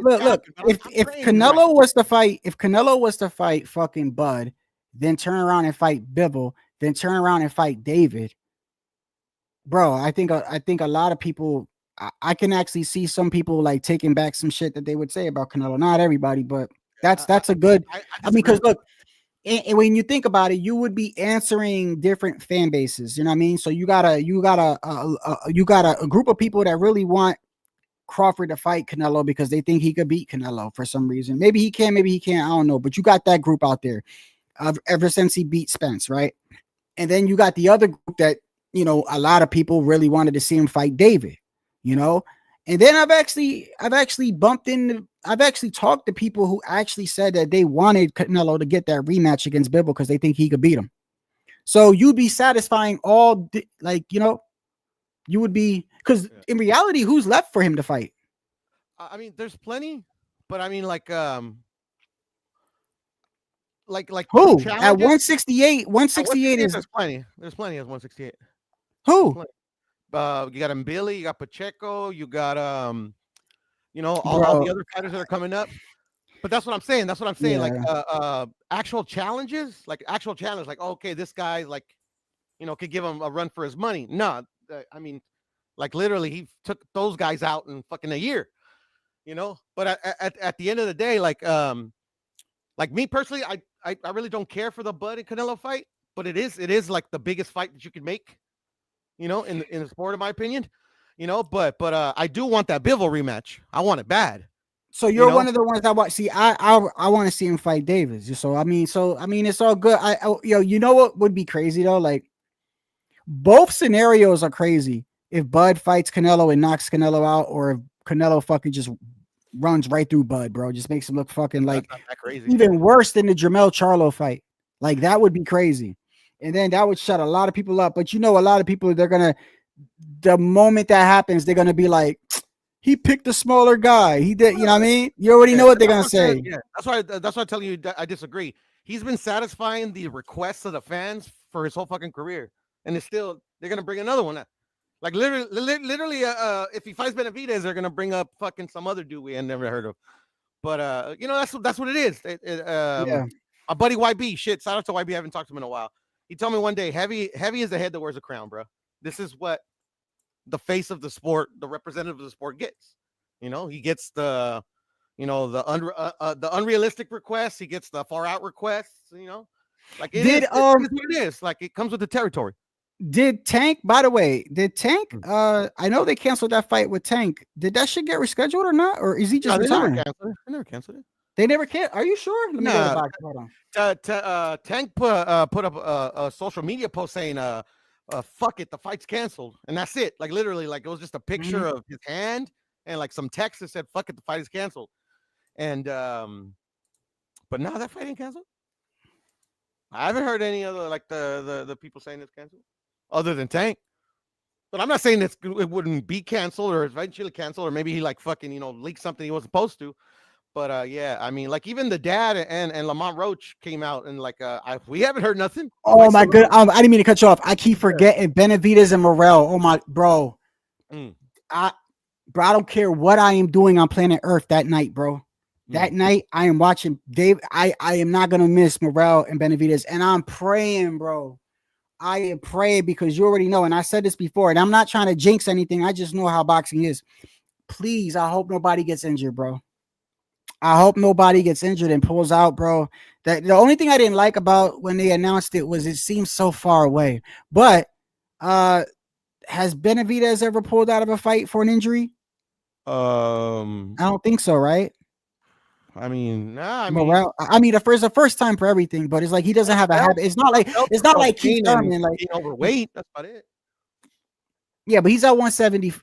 Wait, this is at 175, right? Yeah. So I mean, yeah. I don't buy into that. Like, oh, this fight might get canceled. I hope it doesn't get canceled. That shit, it's a rarity it gets canceled, but sometimes it happens. And if it happened, like, literally, like, I wouldn't lose my mind. Shit's happened before. I'm gonna be pissed, bro. I don't care. I'm gonna be pissed. I've been wanting, because this will be the first fight where you're gonna see David Benavidez in a fight against somebody where he doesn't have all those damn advantages, bro.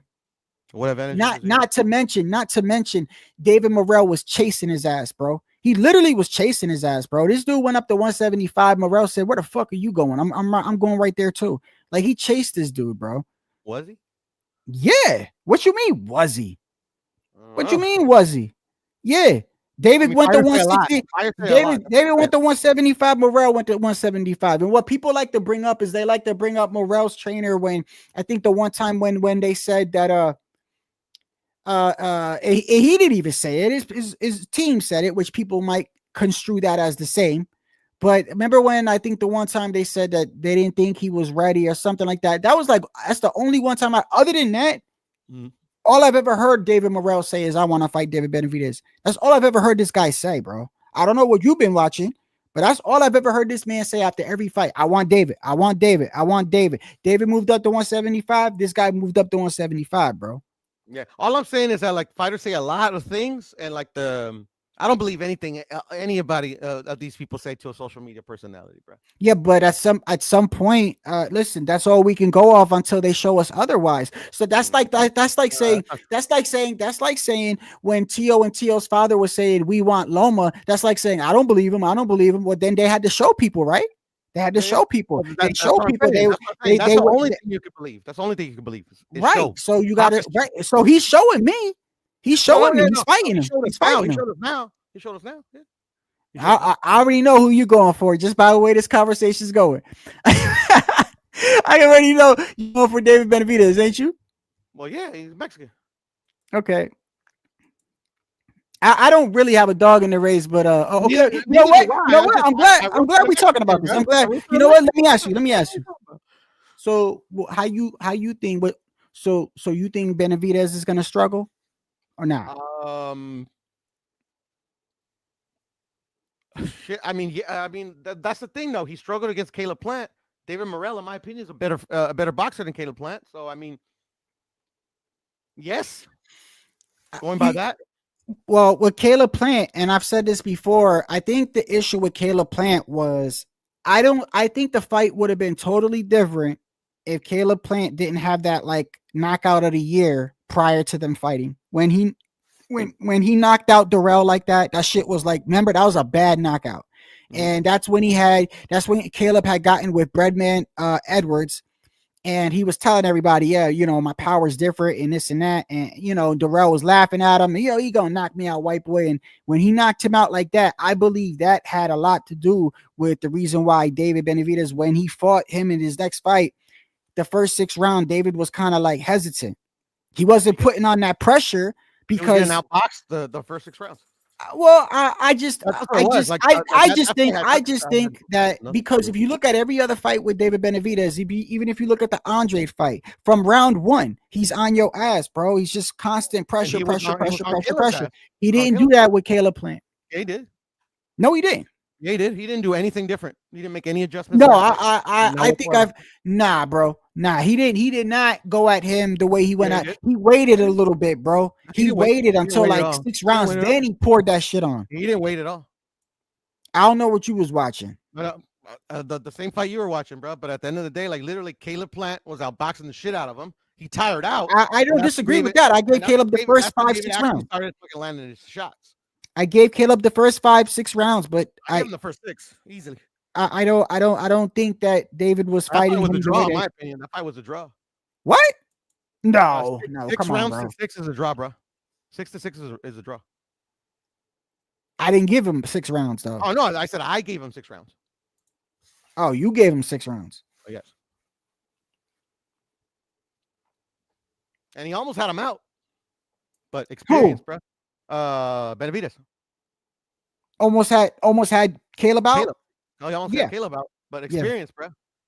That's the difference between Benavidez and Canelo. Canelo got him out of there. David, what David do? And I'm gonna say you can make an argument. This is a fact. And David beat the shit. Put more damage on Caleb than Canelo did. But he couldn't get him out of there. And then this is my opinion too, obviously. And nobody says it too. I don't know why some people even say he's chinny. David, Caleb Plant can take a fucking punch. Oh no, he could take a punch. The dude he fought in his last fight, the dude that he put the dip in his mouth. What was his name? Bakambi. Yeah, Bakambi. I like that dude, bro. That motherfucker got power, bro. He got power, bro, and he was catching Caleb. And there was even when see, I'm trying to find my highlights, man. I got the highlight with that too, where he hit Caleb right before the bell, and Caleb was like out for like a quick couple of seconds. When he hit Caleb, do you remember when he hit Caleb? Caleb was backing up towards the ropes, and he hit Caleb, and you could tell because when Macumbi hit him. Matter of fact, let me see if I can show it to you. When Macumbi hits him, right? Caleb, you can see like he's kind of out, but they're against the ropes. So when he gets hit, he kind of leans forward and he's on Macumbi. Macumbi can't tell that he's out. And then a couple seconds later, Caleb got up. Let me show it to you. Yeah. No, I remember. But yeah, go put it on. But he's got it. But he recovered quickly. No, he's got a hell of a chin. He's got a good chin. Yeah. I don't think Caleb's. I think Caleb got a gas tank problem though. No, he does. I think his issue is his stamina, bro, and then experience, obviously. But like Canelo's literally the only elite fighter he's fought in his career. So I mean, it is what it is. Hold on. Plant versus McCumbee. Okay, here we go. Let me see if I could just find the one part.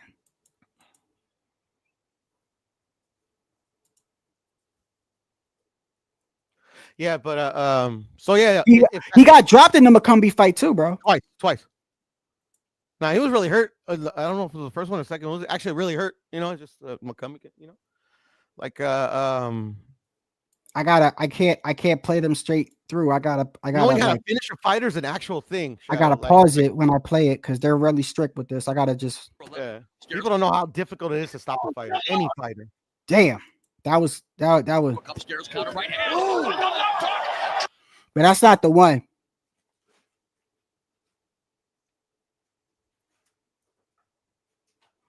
They didn't put it in here.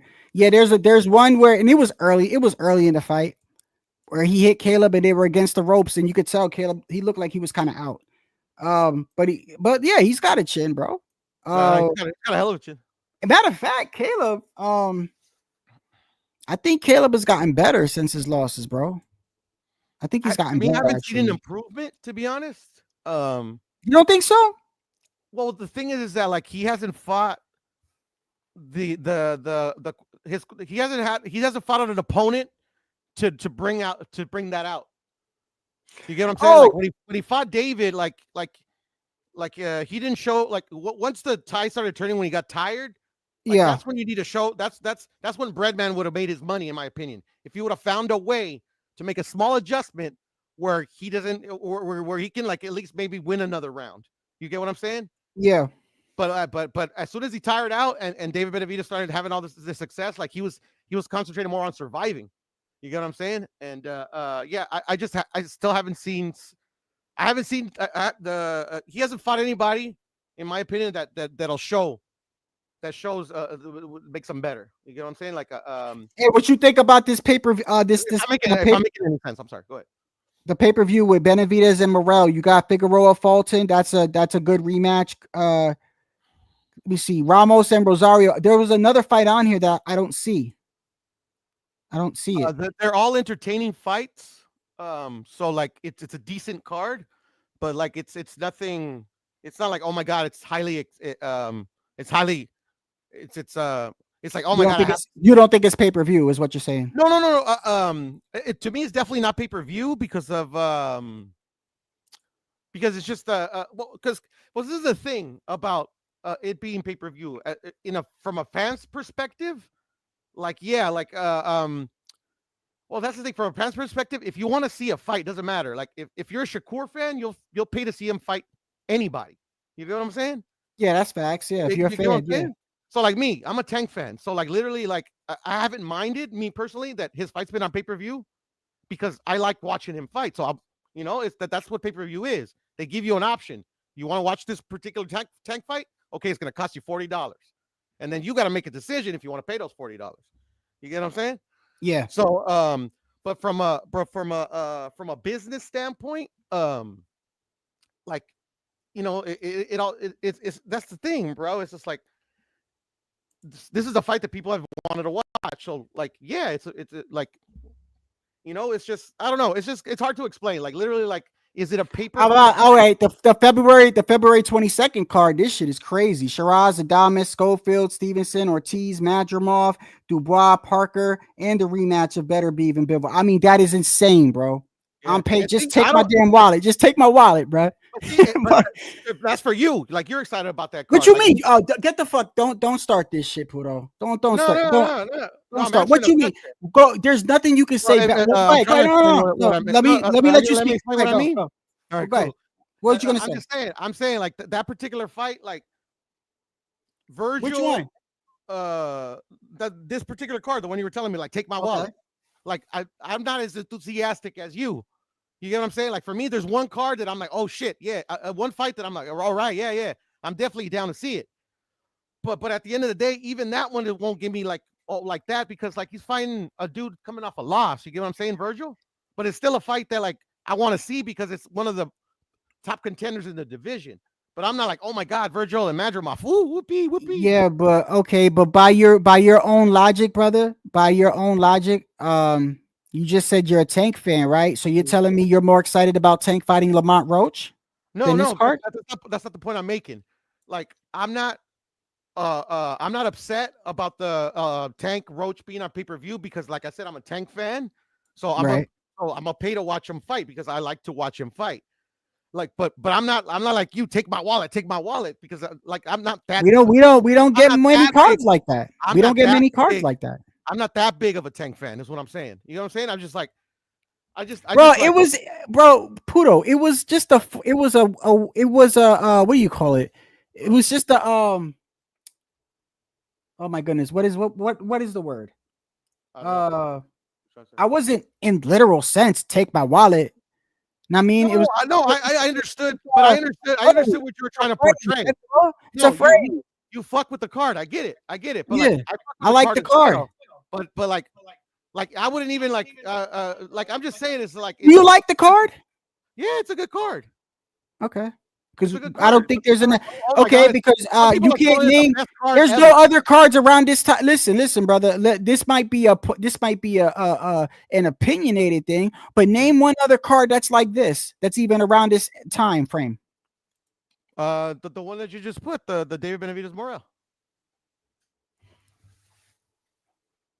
The David Benavidez Morel card versus this card. Yeah. Let's go back. Okay, no, it was a good card. I said it was. I'm excited for that card too. Really card. But hold on a second.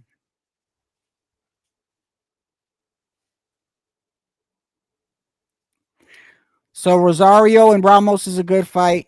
The Pitbull Cruz is a good fight. Fulton and Figueroa is a good fight. No, very good fight. It's a very good fight. These are good. Listen, this is anticipated by me. This was my point that it's a good card. That's why I started off saying it's a good card. Now, in my opinion, if I want to compare this to the February 22nd card,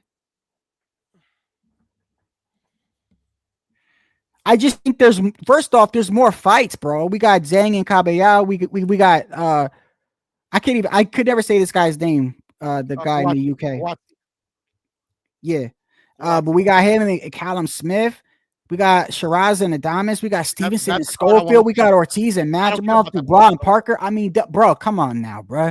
Yeah. No, but the other card has fights like you're describing it. Like, come on, like the other one has fights like that as well. So like Shiraz and Adames, it's a fight I've always wanted to see, and I'm anticipating it. But so is Fulton and Figueroa rematch. I've been anticipating that rematch. So that they even out. Virgil and Madrimov. Virgil fighting a top contender at his weight division is a fight that I'm excited that I'm getting up for. That I'm up for. Excuse me. So that's two. On the other card, obviously Benavidez and Morel, because like we've always wanted. Like most people want to see that fight. Yeah, the main events can cancel each other out. How about that? The Better Beef and Bivol and they could cancel each other out because they cancel each other out like me as two really good fights. Yeah, but like between level on the Bivol Better Beef is like levels above Morel and Benavidez. Dubois Parker stylistically, I'm not. This one is. I'm not a big heavyweight fan, but it's a good fight. Yeah, I like I've always liked Dubois and the other dude Bacoli, that beat Jared Anderson. But Stevenson and Schofield, I'm mad excited for that fight. Yeah, Shiraz and Adames is a very underrated fight, bro. Very underrated. I got money on that fight. That's a very underrated fight. Not a lot of people are talking about that fight, bro. That's stylistically, that's a great fight, bro. I think Bronco's gonna fuck him up. And Smith, Callum Smith. I don't know. I'm not gonna lie. I didn't see his last couple of fights. So you didn't watch the Better Be fight? I saw. Oh yeah, he fought Better Be. Oh, that's right. Yeah. I'm not too. I mean, that's a pretty good Zhang and Caballero. Now Big Bang Zhang trains out of Patterson, New Jersey, where where I'm always gonna go for Big Bang Zhang, but I think stylistically he's gonna get beat up. I think Zhang's gonna fuck this Caballero guy up. You think Zhang's gonna catch him? Yeah, he's gonna fuck him up. Zhang, I better hope Zhang better have a good gas tank, because if his gas tank ain't good, he's gonna get beat the fuck up, bro. But they're pushing Caballero though. They're pushing him hard. So like I don't know. Like, Well, I ain't gonna lie, like he did beat Frank Sanchez, and I thought Frank Sanchez. Yeah, I really liked Frank Sanchez. Bro. didn't fight back, bro. He didn't fight back. Like he had a knee brace on too, right? Whatever the reason was, because like, did you watch that fight, the Caballero and Sanchez fight? Yeah, I was pissed off, bro. If you don't remember, watch it again. Just the interaction in the corners. Eddie and Eddie's assistant or whatever were yelling at this dude, "Throw your fucking hands." He would just look at him like a scared kid. Like he did not fight back. Did he say anything afterwards, like I was injured or anything? I don't remember him saying anything afterwards, but I just found that odd. Like, and then during the rounds, you could hear him, Eddie. You could hear Eddie because he's got you could tell the people's voices. They're like, "Frank, tírale tus pinches golpes," like yelling at him, like cursing at him. I do remember watching. Like it was so weird. I do remember watching it, and I was very surprised how this guy just walked over Frank Sanchez. I was very surprised. Exactly, bro. And it wasn't even like a back and forth. It was like he just walked him, like he walked over him, and I'm like, damn. There was nothing coming back. Shadow. If me and you were fighting, and like literally, if I tied your hands to your sides, there's no way you can stop me. I mean, you can move your waist. But like, bruh, like literally, like okay, but you gotta I hear what you're saying, but you still like, I mean, you don't got to, but I still give. I mean, that's not Caballero's fault, obviously, and no, I'm not blaming Caballero because you said that they're pushing him hard. Who else has he beat, by the way?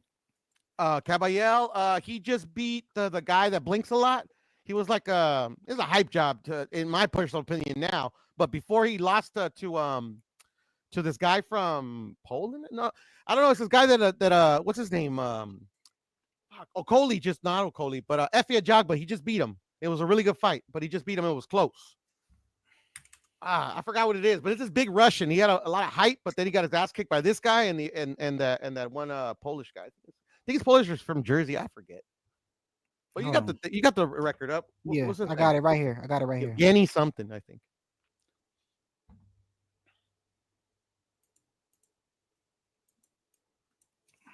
Yeah, just box right that one up, bruh.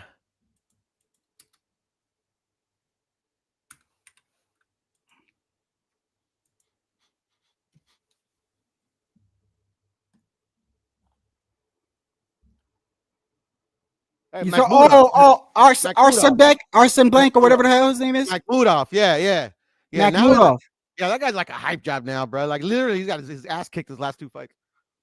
Hey, wait a second. Was this the fight when he beat him? He was like, they was impressive. Wait. Hold on. Was this the fight where they both knocked each other down? I believe so. Yes, I believe so. Yeah. I remember this fight. I believe so. They both were beating each other's ass. They would have put it right there. But no, see how it says Makhmudov was down 3 times? Like that's why I say I believe so. Wait a second. I remember that. Caballero was supposed to lose that fight. I remember that's how they were billing it. Oh, this is just going to be a step up fight. See, look at that. Yeah, Makhmudov down 3 times, and then Frank Sanchez down twice in round 7. Yeah, but at least Makhmudov, Makhmudov at least was fucking trying. You get what I'm saying? He's just garbage. Frank didn't. To me, he didn't try. I don't put that on Caballero. Of course I don't. But Frank, what the fuck? Like, what's going on, bro? Like, and I hate those fights because there's too many questions that I was fucking with Frank too, bro. Like, I was low key mad. I want to know why he didn't throw his punches. Like, at least tell us why. At least tell us why you went over there and decided not to fight.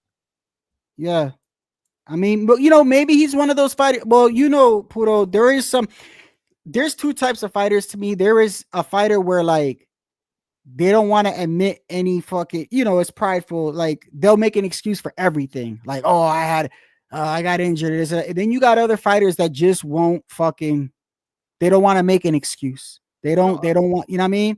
No, I understand, but maybe he's one of those type of fighters, bro. Yeah, but that's not really my point. It's just he's never fought in this manner. You know what I'm saying? He's never gone to a fucking fight and not tried to fucking throw any punches. Come on, man. I mean, so at the end of the day, it's like I'm not trying to accuse him of anything or anything. It's just like I actually agree with you. Something with him. Like I said, I fuck with him. Something seemed like really off about that fight, and I was I mean, but I'm not gonna make any excuses for him. But I am gonna say I was shocked at the way he just walked over Frank Sanchez. Like he walked over him, bro. Like nothing. Like nothing. Yeah, no. And at the end of the day, the fight was trash, bro, because it was fucking in one direction. Like nobody wants to watch that shit. Especially you gotta pay for it too. Like I'm not trying to pay for that shit. But anyways, like at the end of the day, like, I don't know. I didn't know this fight was happening. Yeah. They Pacheco and Nelson. Yeah. That's a good fight. Yeah. I think it's a really good fight. Yes. That's a real good fight. Two contenders. Yeah. So. Who you got in this one? I mean, I know who you going for, but like, who you think will win? I'll go with Pacheco. Nelson,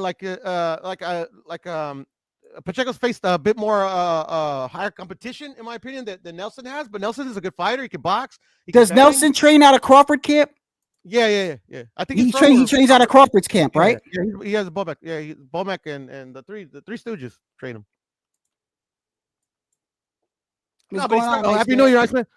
Yeah. No. It's an interesting fight, but it's like these are the type of fights that need to be made, bro. It's I like it, man. You know, like Pacheco's like fighting who he's supposed to. He's supposed to fight a dude that's supposed to this is the type of fight. Hey, not to change the subject, bro, but no, this is why I do want to see the Canelo and Bud fight. Because I mean, listen, I don't blame people for thinking that they think Bud beats him or whatever. I just, I'm gonna be honest with you, bro. If this was more of if they were more like, let's say, let me give you a scenario here. Let's say Canelo fought at 154 and Crawford was fighting at 147 and he was moving up to fight Canelo. I could definitely because I do think like skill wise, I think people still to this day underestimate Bud, like, because I've actually had people come on my stream and they're like, well, who did he beat? They start picking apart his resume, and I'm like, bro, listen, the man, he fought who they put in front of him, you know what I mean? And he's not like where he could just go wherever he wants to go. He was under Bob, with the whole top rank thing, they used to call him top rank Toby and shit. I never agreed with any of that. Yeah, I remember. Like, he knocked out everybody at 147. So it's like, I'm the type of person if you're beating the people they put in front of you, it is what it is. You know what I mean? Yeah. Unless you're purposely avoiding people. And I don't ever remember Crawford purposely avoiding anybody. So if it was like Canelo was like at 154 and it was only a 1 division difference, I could definitely understand. But this is a lot of weight, bro. And I think people are going to see, I think they're going to see I don't think they're taking that into account. I think they think that he's just gonna move up all that weight and just be just as fast, just as athletic. I don't think it works like that. I mean, even the great Bud Crawford, I just don't think it works like that, bro. Yeah, and he's never faced a truly elite fighter, and that's not his fault because there hasn't been a truly elite fighter in the weight classes that he's been in. Like Canelo's been lucky in that aspect that he's like faced like a couple of truly elite fighters. He lost 2 of them. Well, I mean, he lost 1 of them. I don't think Bivol is like truly elite. I think he's very good.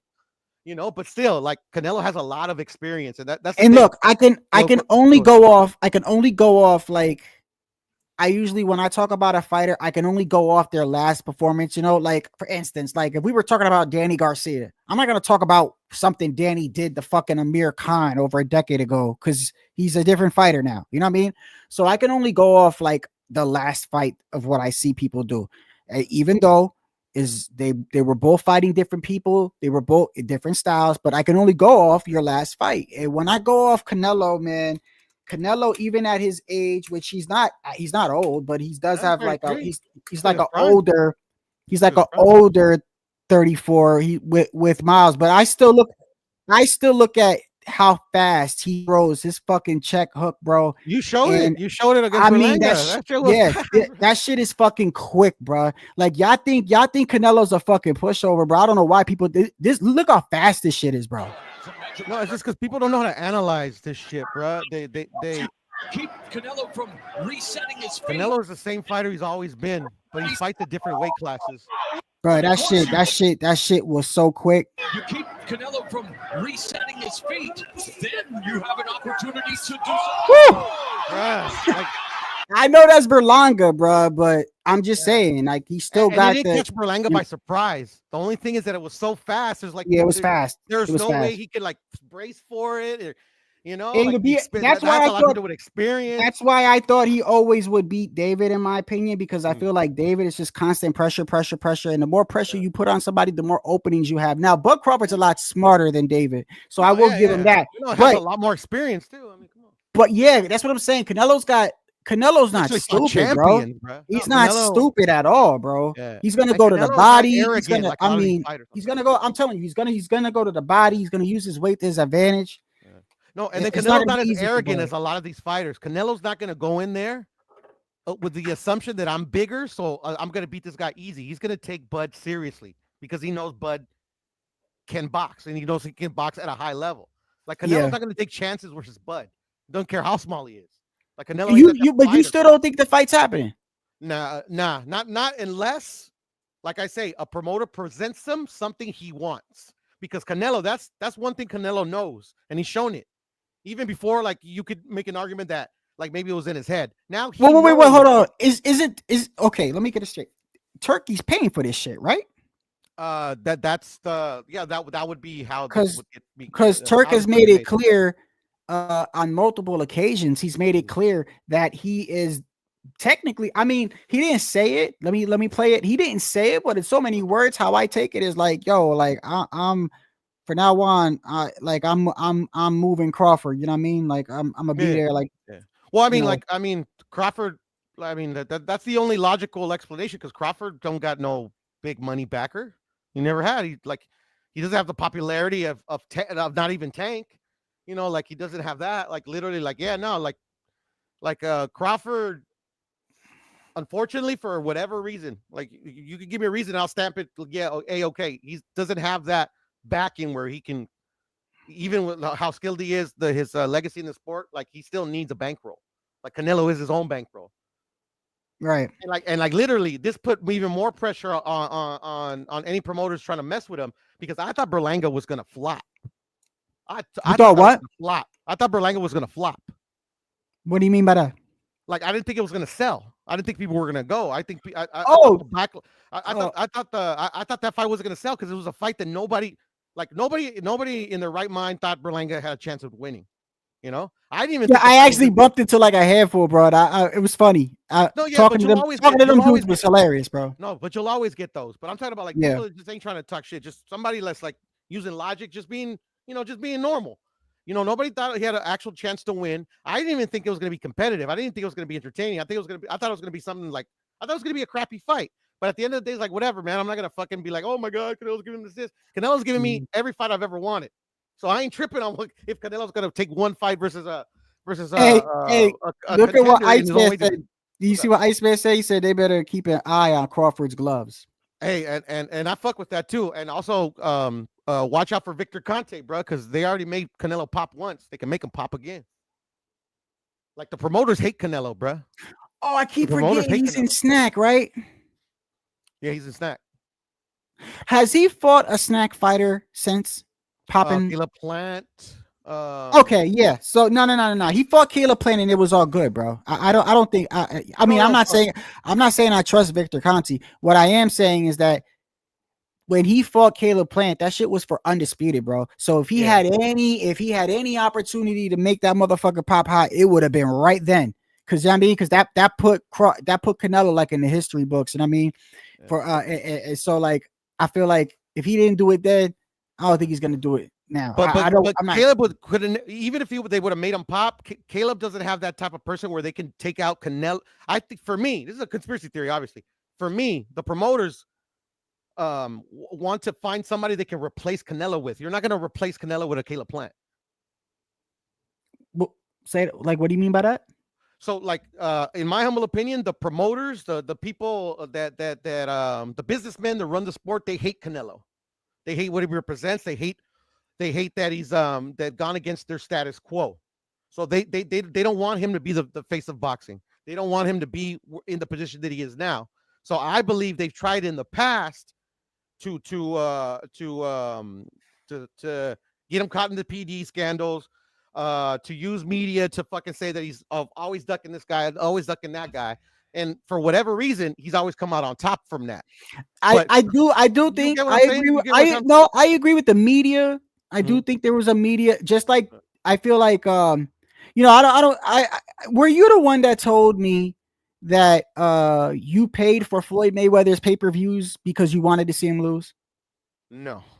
That wasn't you, or that was HLD then? That was probably HLD, bro. I think that was HLD.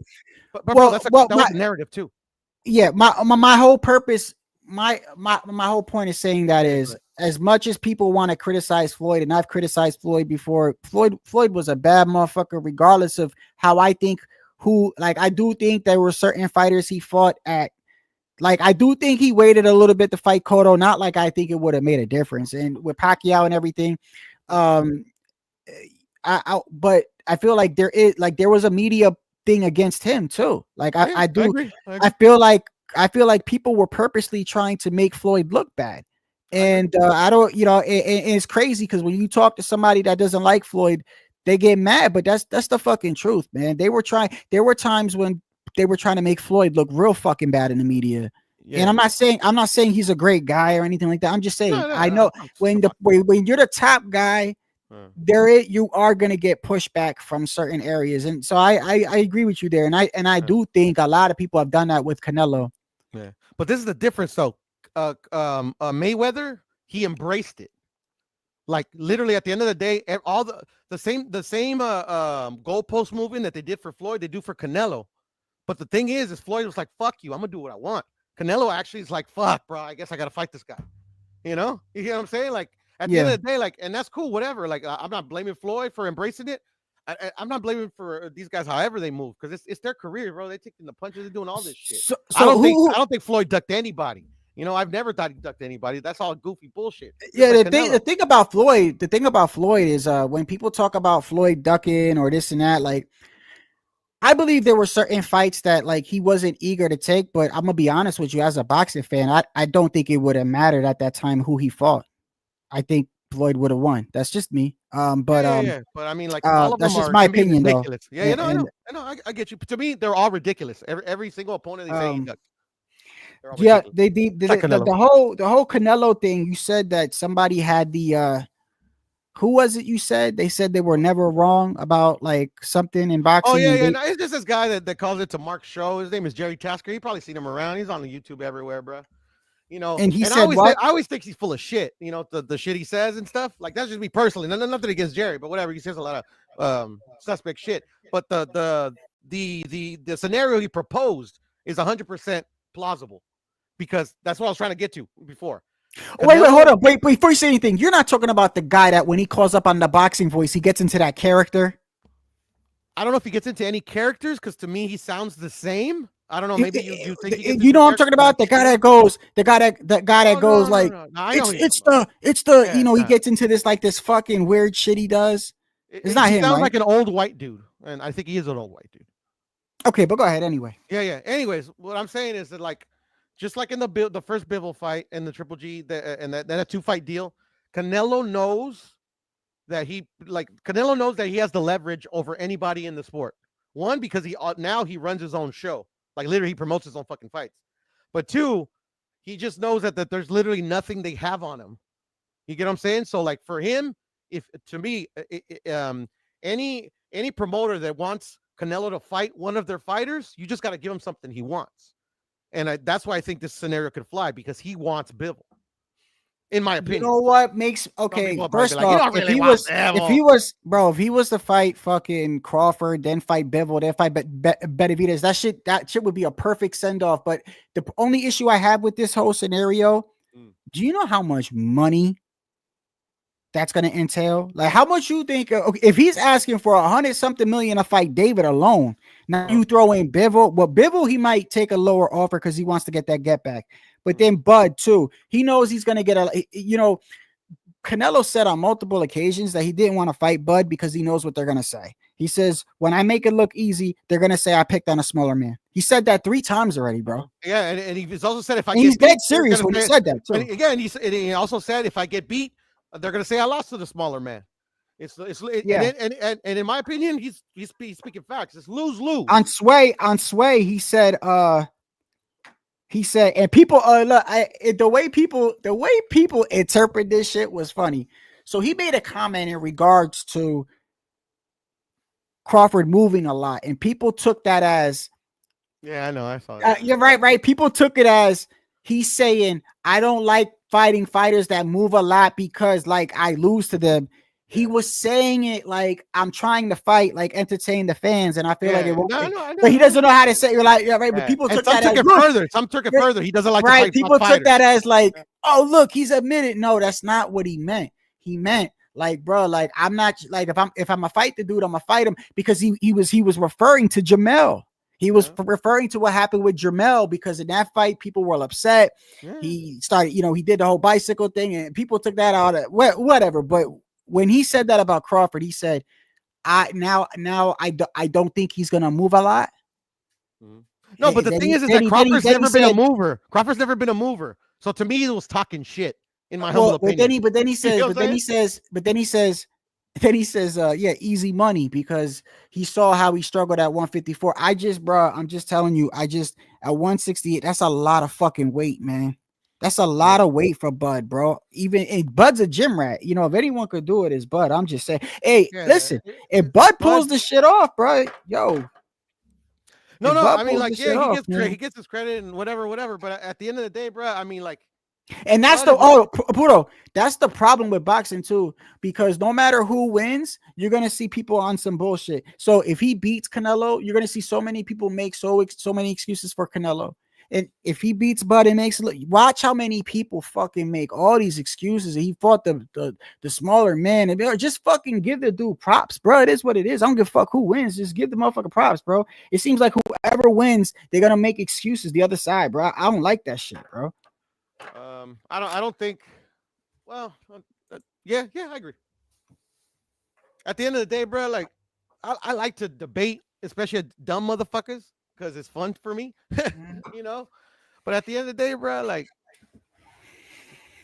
is it a fight that Canelo can lose? Yeah, because you can lose any fight, especially when you're fighting a fucking, like, some people got him number one pound for pound, and I ain't mad at you. You got him number one for pound. He's a bad boy. He knows how to box, So like literally, yeah, he could lose.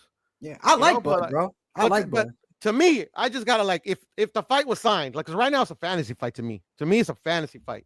Because one, Bud's never brought up his name until, I don't know, maybe that was his plan all along. Okay, if I end up beating Errol, I'm gonna try to go and call out Canelo, make some real money, whatever, blah blah. For whatever reason, bro, like he now wants to fight Canelo because never in his whole career he's even mentioned Canelo's name until after he beat Errol Spence. You know what I'm saying? Let me read this real quick. Ahead, after all this time, the fight that every boxing fan in the world wants, I don't know about all that, sees to happen is still far from happening. On the last day of 2024, several reports of a possible fight between Canelo Alvarez. Oh, by the way, and this is why, like, when I be seeing these dudes, and there's a lot, and I'm not saying one person, bro. There is a lot of content creators that do this, bro. And I'm telling you right now, every time I see it, I don't even watch it, bro. When these motherfuckers do breaking news, motherfucker, you know how many times you said breaking news and the shit turned out to not happen, bro? Nah.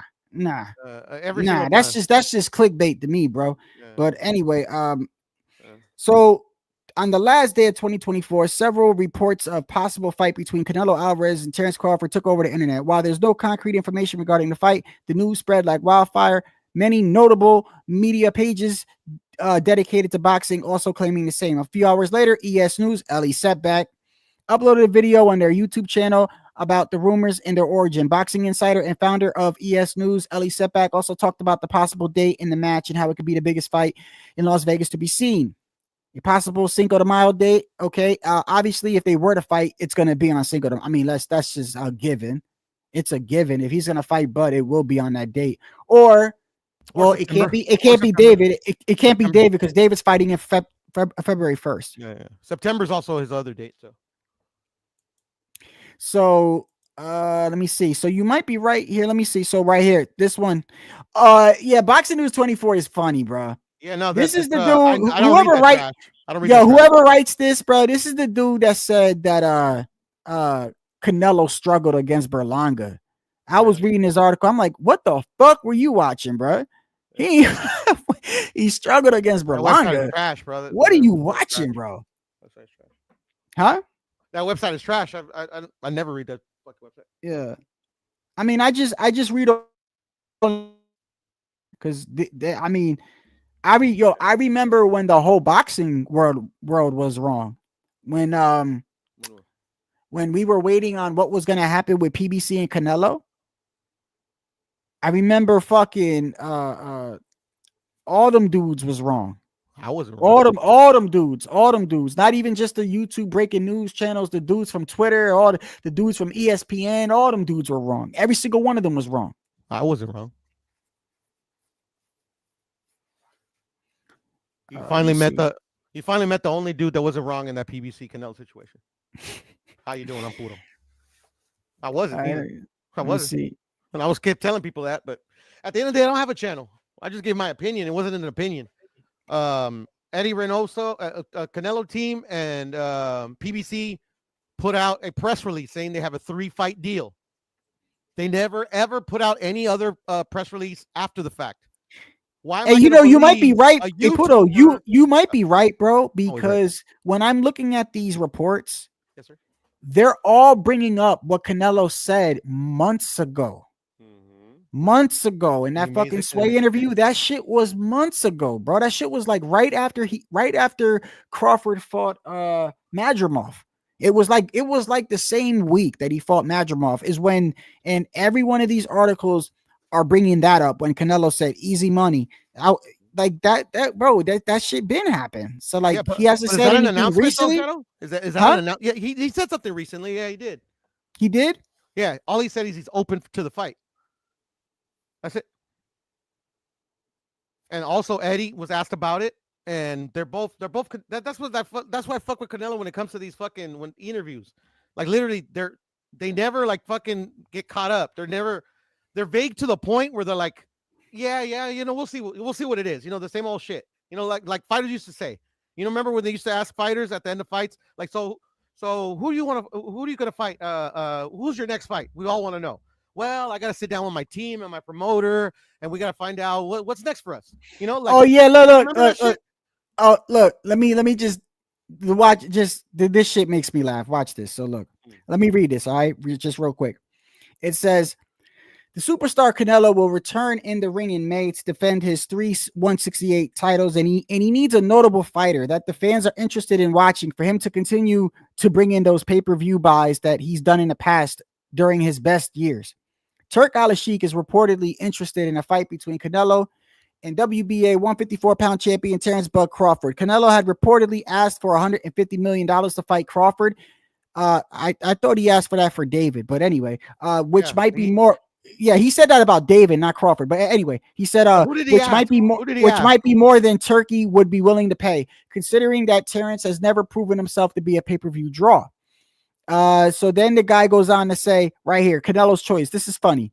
The way Canelo struggled against a very limited and unqualified Edgar Berlanga in his last fight suggests he needs to be more selective for who he picks. See, like when I read something like that, it's like I don't even want to believe a fucking word you say, because how can you watch that fight and believe this man struggled? Yeah. How many rounds did you give Berlanga, bro?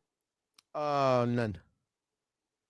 It's about damn near close to what I gave him. If I gave him anything too.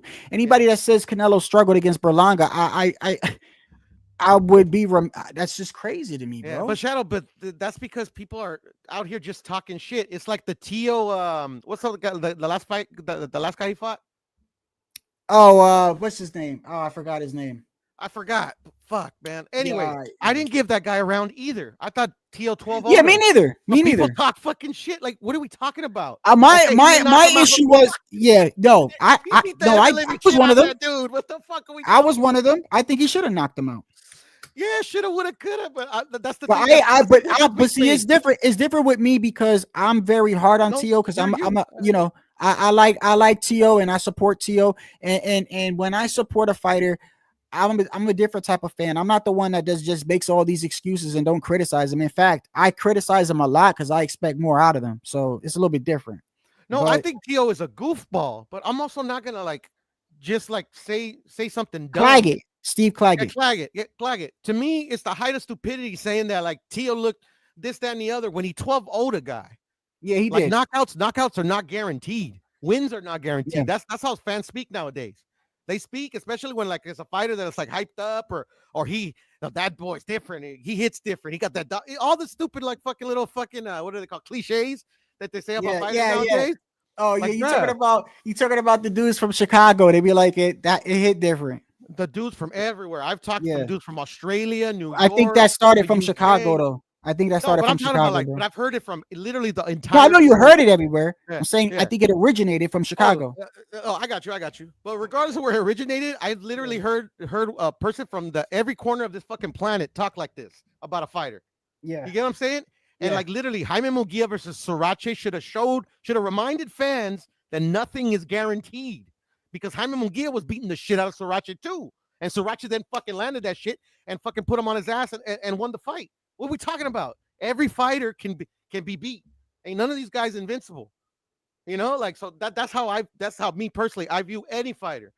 Like, I think it wasn't that shocking though. Fucking lie on him. It wasn't that shock. I understand what you're saying, and you're absolutely right.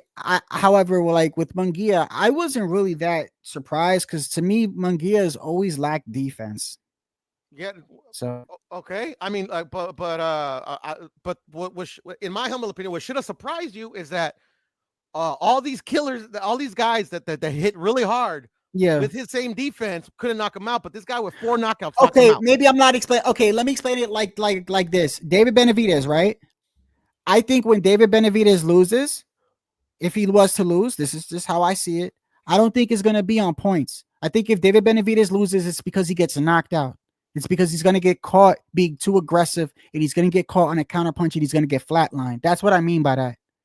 No, like, I understand. So with but Munguia, I've always thought Munguia was reckless with hardly any defense, and I figured if he was going to lose, it's because he's going to get knocked out. It's the same thing. I feel like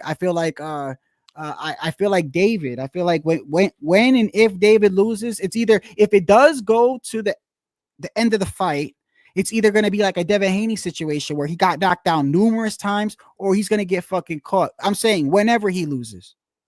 Whenever. I'm not saying he's going to lose against Morrell. I understood 100%. I understood 100%. His style permits. His style, to me, is a type of style where he's going to fuck around and find out one day because he's so aggressive. But that's every fighter. That's every fighter. But yeah, at the end of the no, day, not every fighter fights like David Benavidez. No, I understand this. But what I'm saying is, like, I don't agree with you that Munguia has no defense. I didn't say he had no defense. Did I say that? Yeah. I said no defense. Okay, well, I meant. I mean, maybe I heard you. At least you implied that he get like literally he has no defense. He gets hit with every shot. I believe that of David.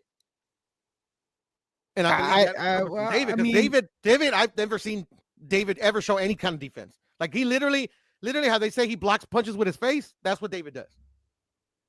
Well, David has no head movement. David bullies people. Lateral movement. He bullies people. He bullies people, and that's why I feel like that's going to be like I want to see him bully Morrell. I want to see him bully Morrell. Yeah. But Morrell hits back, right? And Morrell's a good counterpuncher. Yeah, exactly. So like, very good counterpuncher. But yeah, I don't know who's gonna win that fight, because at the end of the day, like, we also gotta take into account that he's fought like his last fight, that guy Bostic, after David got tired. That's the first time he's ever gotten tired in his whole career. I might add. I don't David Benavidez.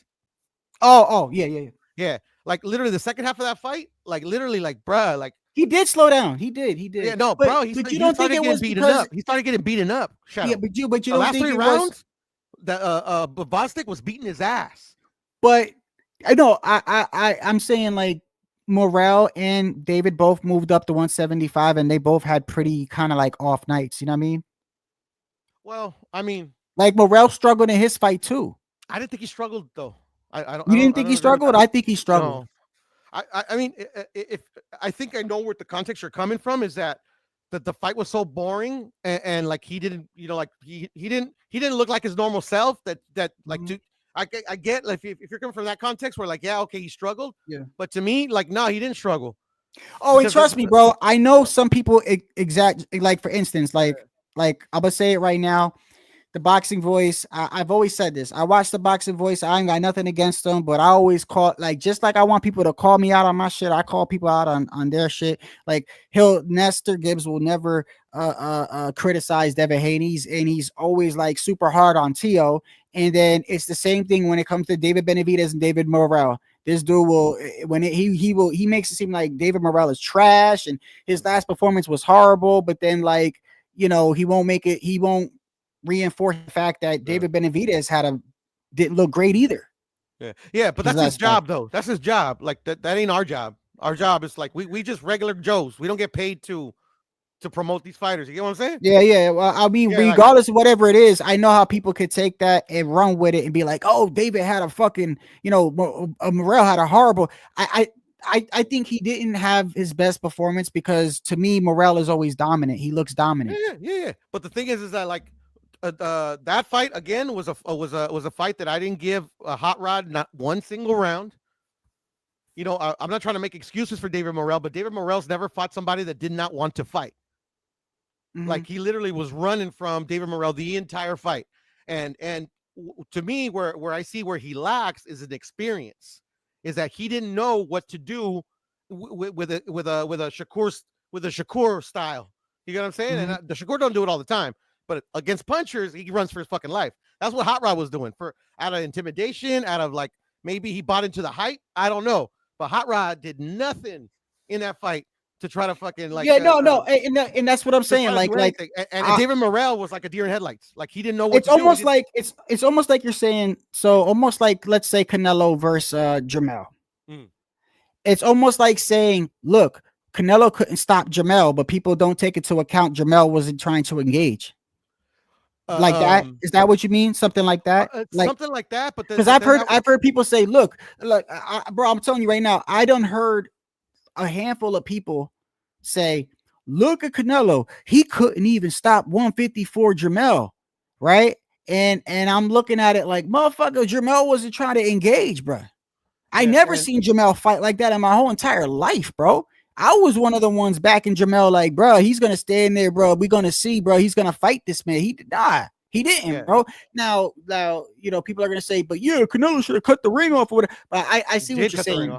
So you're saying in regards to David Morrell and Hot Rod, you know, like when Ness says he has such a horrible outing, people take that and forget the fact that Hot Rod wasn't really trying to engage. I hear what you're saying. And look, that's what I mean. Like I understand because, you know, it is kind of weird when I watch some of these channels and but then again, these are opinions too, you know. These are opinions. Yeah. No, but I mean, they've already shown what they are. Like literally, he on a payroll. He's part of the boxing. Well, I know he won't criticize Devin Haney for a fucking thing. And then he goes at Tio so unrealistically. It's not even funny, bro. Yeah, he's there to talk shit about boxers and get paid for it. I don't get paid.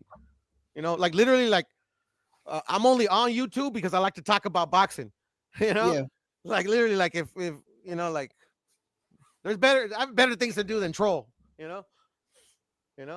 Yeah. No, but at the end of the day, I don't watch Ness's show. Like I don't give a fuck what Ness does. I'm a pray for Ness to get all them to get the big bag at the end of the day because he ain't gonna give me $1. He ain't gonna give me a fucking $1 bill.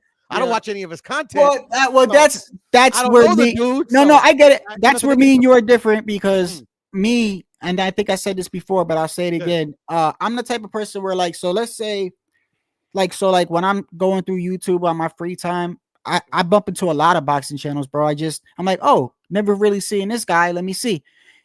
Bro, you don't know how many times I click on there and they're talking some, you know, they're very biased towards a certain fighter. I'm okay with that. Like, do you know how many times I've clicked on a channel and they've been so biased against another fighter, like you could just tell they literally just don't give him credit for anything. I still listen to them because every single channel on YouTube. It's still boxing. No, I'm talking about like like for instance, like you got some channels that used to fucking really hate Bud Crawford. They were Errol Spence channels like that, you know. And then you got channels that are like Devin Haney channels. They literally talk shit about Tank, T.O., and anybody else. You know what I mean? watch those channels every day. This well, okay, so that's just what I'm saying. So those channels I still will watch because I like boxing, and just because a person is biased like that doesn't mean they don't know boxing. I just know how to filter out the bullshit. When I see someone not criticizing Devin Haney as if he can't be criticized, but then you criticize T.O. every fucking move he makes, I just filter that shit out because I criticize T.O. I'm very critical of T.O. I expect more out of T.O. I'm not one of these motherfuckers that's like, oh, he the best in the world. Nah, I like T.O. I fuck with T.O., but I know he's beatable. I know sometimes I feel like he needs to get motivated in certain training camps. You know, I do feel like he fights to his opposition at times. So I'm very critical of him, but I filter out the bullshit though. You're saying you just don't watch them. No, I watch them. No, that's what okay. No, I don't watch Ness because like literally he does. How can you watch the Boxing Voice and not watch Ness though? No, I don't watch the Boxing Voice. Okay, so that's what I just said. No, but that's like one of the like. Okay, so I watch all the LDBZ channels, and they do they literally do what Ness does. But this is the difference why I don't watch the Boxing Voice and I watch the LDBC. The LDBC make me laugh. They're funny as fuck. Their boxing takes are hilarious. They're way out takes that sometimes are racial, sometimes are this, sometimes are that, are funny as all hell. They entertain me. Ness don't entertain me. He's cringe. Ness is cringe. I don't like watching shit that makes me cringe. You get what I'm saying? I hear what you're saying. You know, that's why I go to certain channels that all they do is talk shit because they entertain me. You know, a lot of certain channels that they used to entertain me, they don't entertain me anymore because they maybe they don't do what they used to do, so I don't go there no more. You get what I'm saying? That's why I started off the live saying like I understand some channels. You know, that's not everybody, but I do understand that some channels, the dude that's his primary source of income. So when you know, that's why I started off by saying when Bill Haney was on the Fight Hub saying, oh, these dudes talk shit about me, like I ain't gonna talk shit back, and then he puts, I'm putting food on the table for these guys. I understand what he's saying, but I also understand why they go at him too, because I even go at Bill. So it's like it moves the algorithm. That's why more money. I mean, maybe, yeah, you're absolutely right. When it comes to them, I go at him because I, you know, like you said, I find Bill hilarious sometimes. I think Bill is a good dude, though. I don't think he's a bad guy. I got nothing against Bill. I got nothing against Bill. I actually like how I just call him out for his bullshit. He answers every question like a fucking politician, but he never answers the question. I think he's funny as fuck. You know, promoters are supposed to do that. I go at Devin. A lot of the shit I go at Devin for is because I admit it's the rivalry with T.O. So I admit though, like I'm not gonna hide it. You know? Yeah. No, Bill is out here doing what he's supposed to do. So I got nothing against Bill. You know, at one point, when I was new to this, I'm like, oh, okay, maybe there's something else. Maybe he's not here to do what he might be here to do. But now I think to me it's clear. Yeah, he's here to do what he's here to do, promote.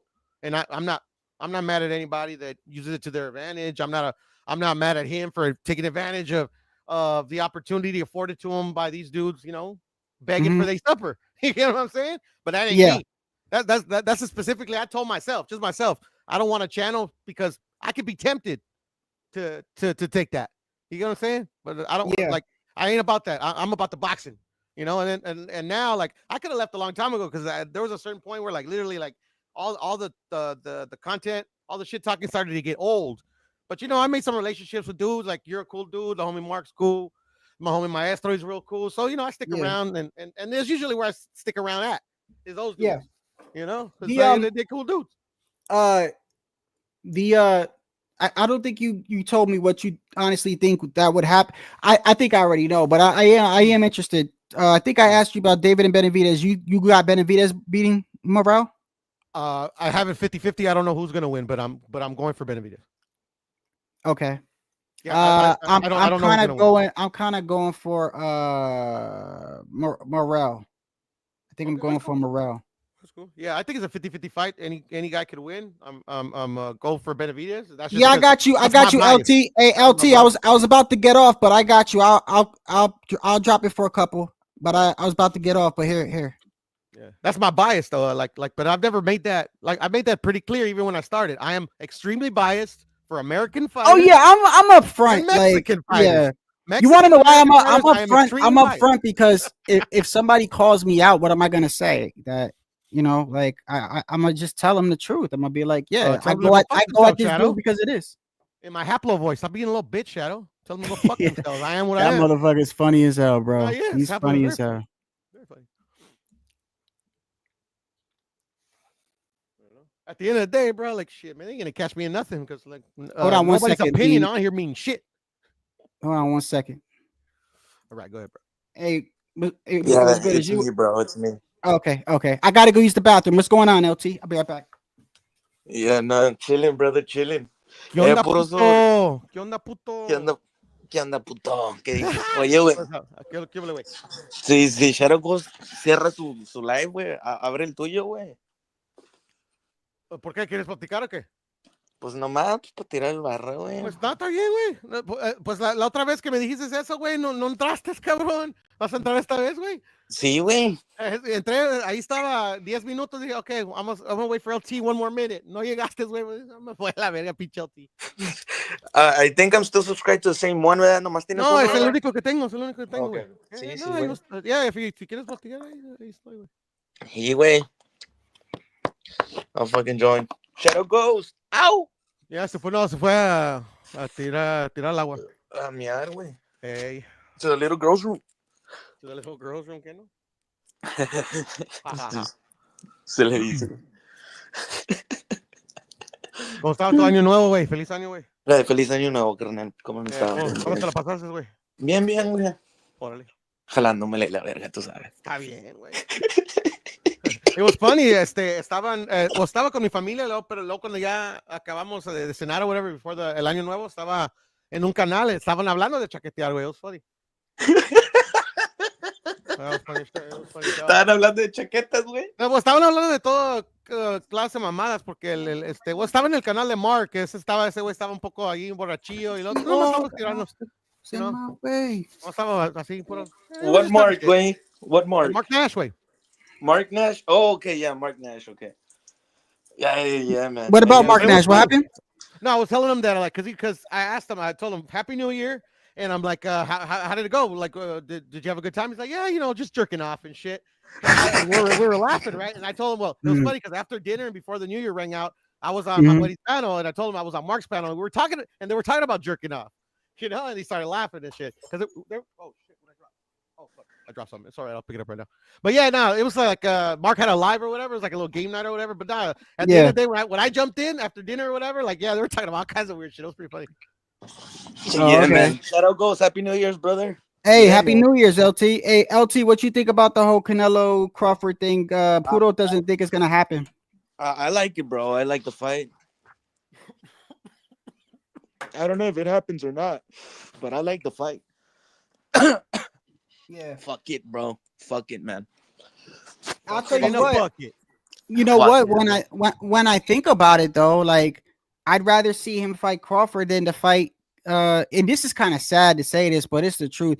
I'd rather see him fight Crawford than for him to fight like a Min Billy or something. You know what I mean? And that's kind of sad being in the state of boxing that we're in, because those guys are like, whether they're champions or ranked number one.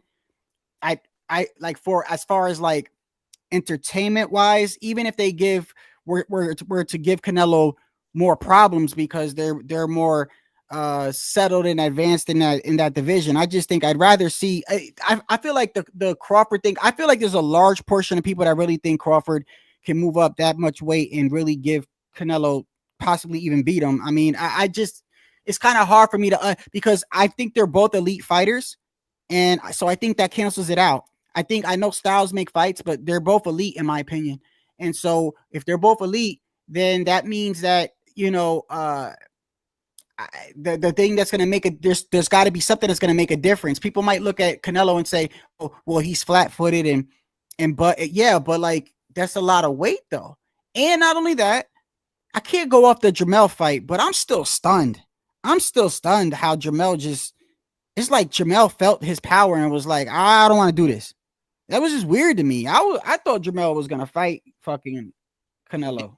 It's definitely a good listen, man. When Canelo fights, bro, you got it already, bro. Like the fan base is starting to come around, and they started to understand that it's like Anthony Joshua, bro. Like when Anthony Joshua fought Nunganu, that's what they expect, bro. They expect big fucking fights from Yeah. Anthony Joshua. You know what I mean? They expect big fucking fights, bro, and that's what it is, man. And if the number ones and you know what I mean, and the baby belt holders are next in line, bro. But you know what I mean. But there's big fights to make. I mean, that's what it is, bro. Yeah. You know what it is? It's when the world turns around and pays attention to boxing. Besides, right now the Jake Pauls and whatever, right? But that's when Mhm. and the Mike Tyson's, right? But that's when the world turns around and pays attention, bro. And Uh, that makes sense too, because if you look at the Boots situation, right? So like Boots, right? It would be normal for him to turn around and fight like a Barrios or a Stanionis and try to unify, but yet people would probably rather see him move up to 154 and fight Virgil. I see you like I see what you're saying. Like I wanted him to fight Virgil, right. So it's like, but like if we're looking at how boxing is, he should be trying to fight Barrios and Stanionis and unifying, but the people would rather probably see the Virgil fight. So yeah, I do want to see Crawford and Canelo. I do want to see it, but I want to see if we're. I'm very curious to see how Bud I'm gonna be does. honest, bro. I don't.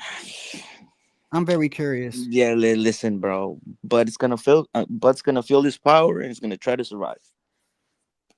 That's what I think happens. Bud's gonna try to survive. My bad, Yeah, I gotta go. I gotta go. My bad, fellas, I gotta go. That's what happens. Thank you, Shadow. Yeah, Yeah. man. He's fucking what's his name? What's this dude's name? Jamel? Munguia, Munguia. Jermel, Berlanga. This is Like, where I kind of you name it, bro. Listen, bro. I'm not listen. We're not fighters, right? Me and you Yeah. are not fighters. But go. Let's go in this scenario, right? You're gonna fight. You're gonna fight Canelo Alvarez. All right, you know what I mean? Like, okay, 3 months training. 5 months training, whatever. What Yeah. are you doing with your coach?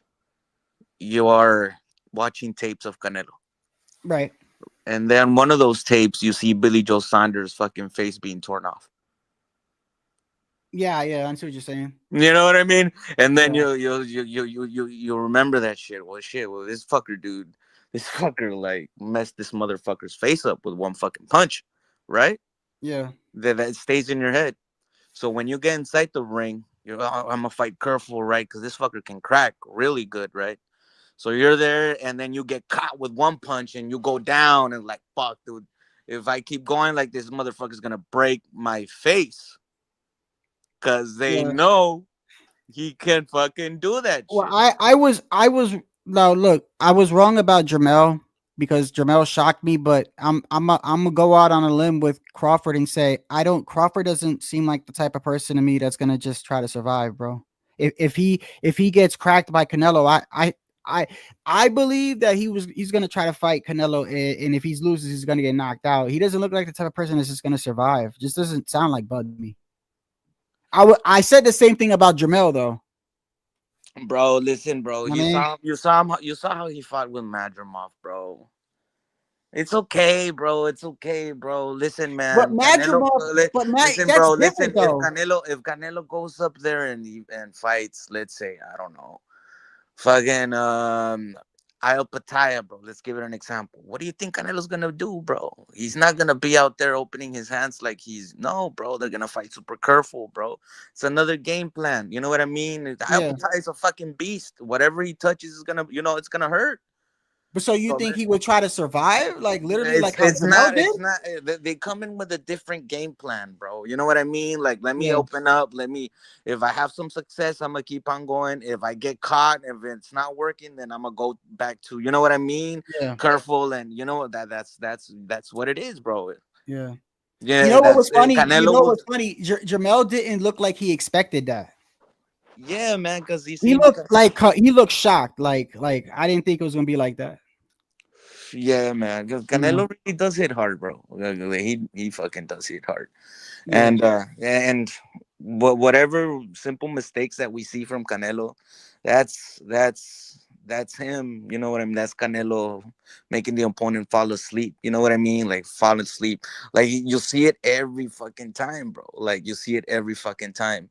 Like with each opponent, like you see Canelo opening up, flaring with this huge hook, and boom, they start blocking it, He right? dropped Munguia Eh, and Berlanga with the same hook. well, Just man, about. No, was it the same hook? I don't know if it was same. I don't know how he dropped Munguia, but he dropped both of them. He dropped both of them.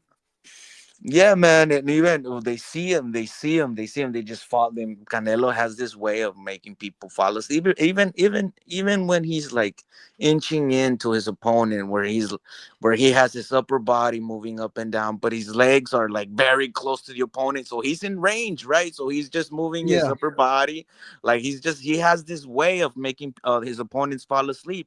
So the Mhm. opponent starts hitting, and then Canelo comes back and boom. So, he has a way to make the opponent fall asleep, even though they watch him so many times.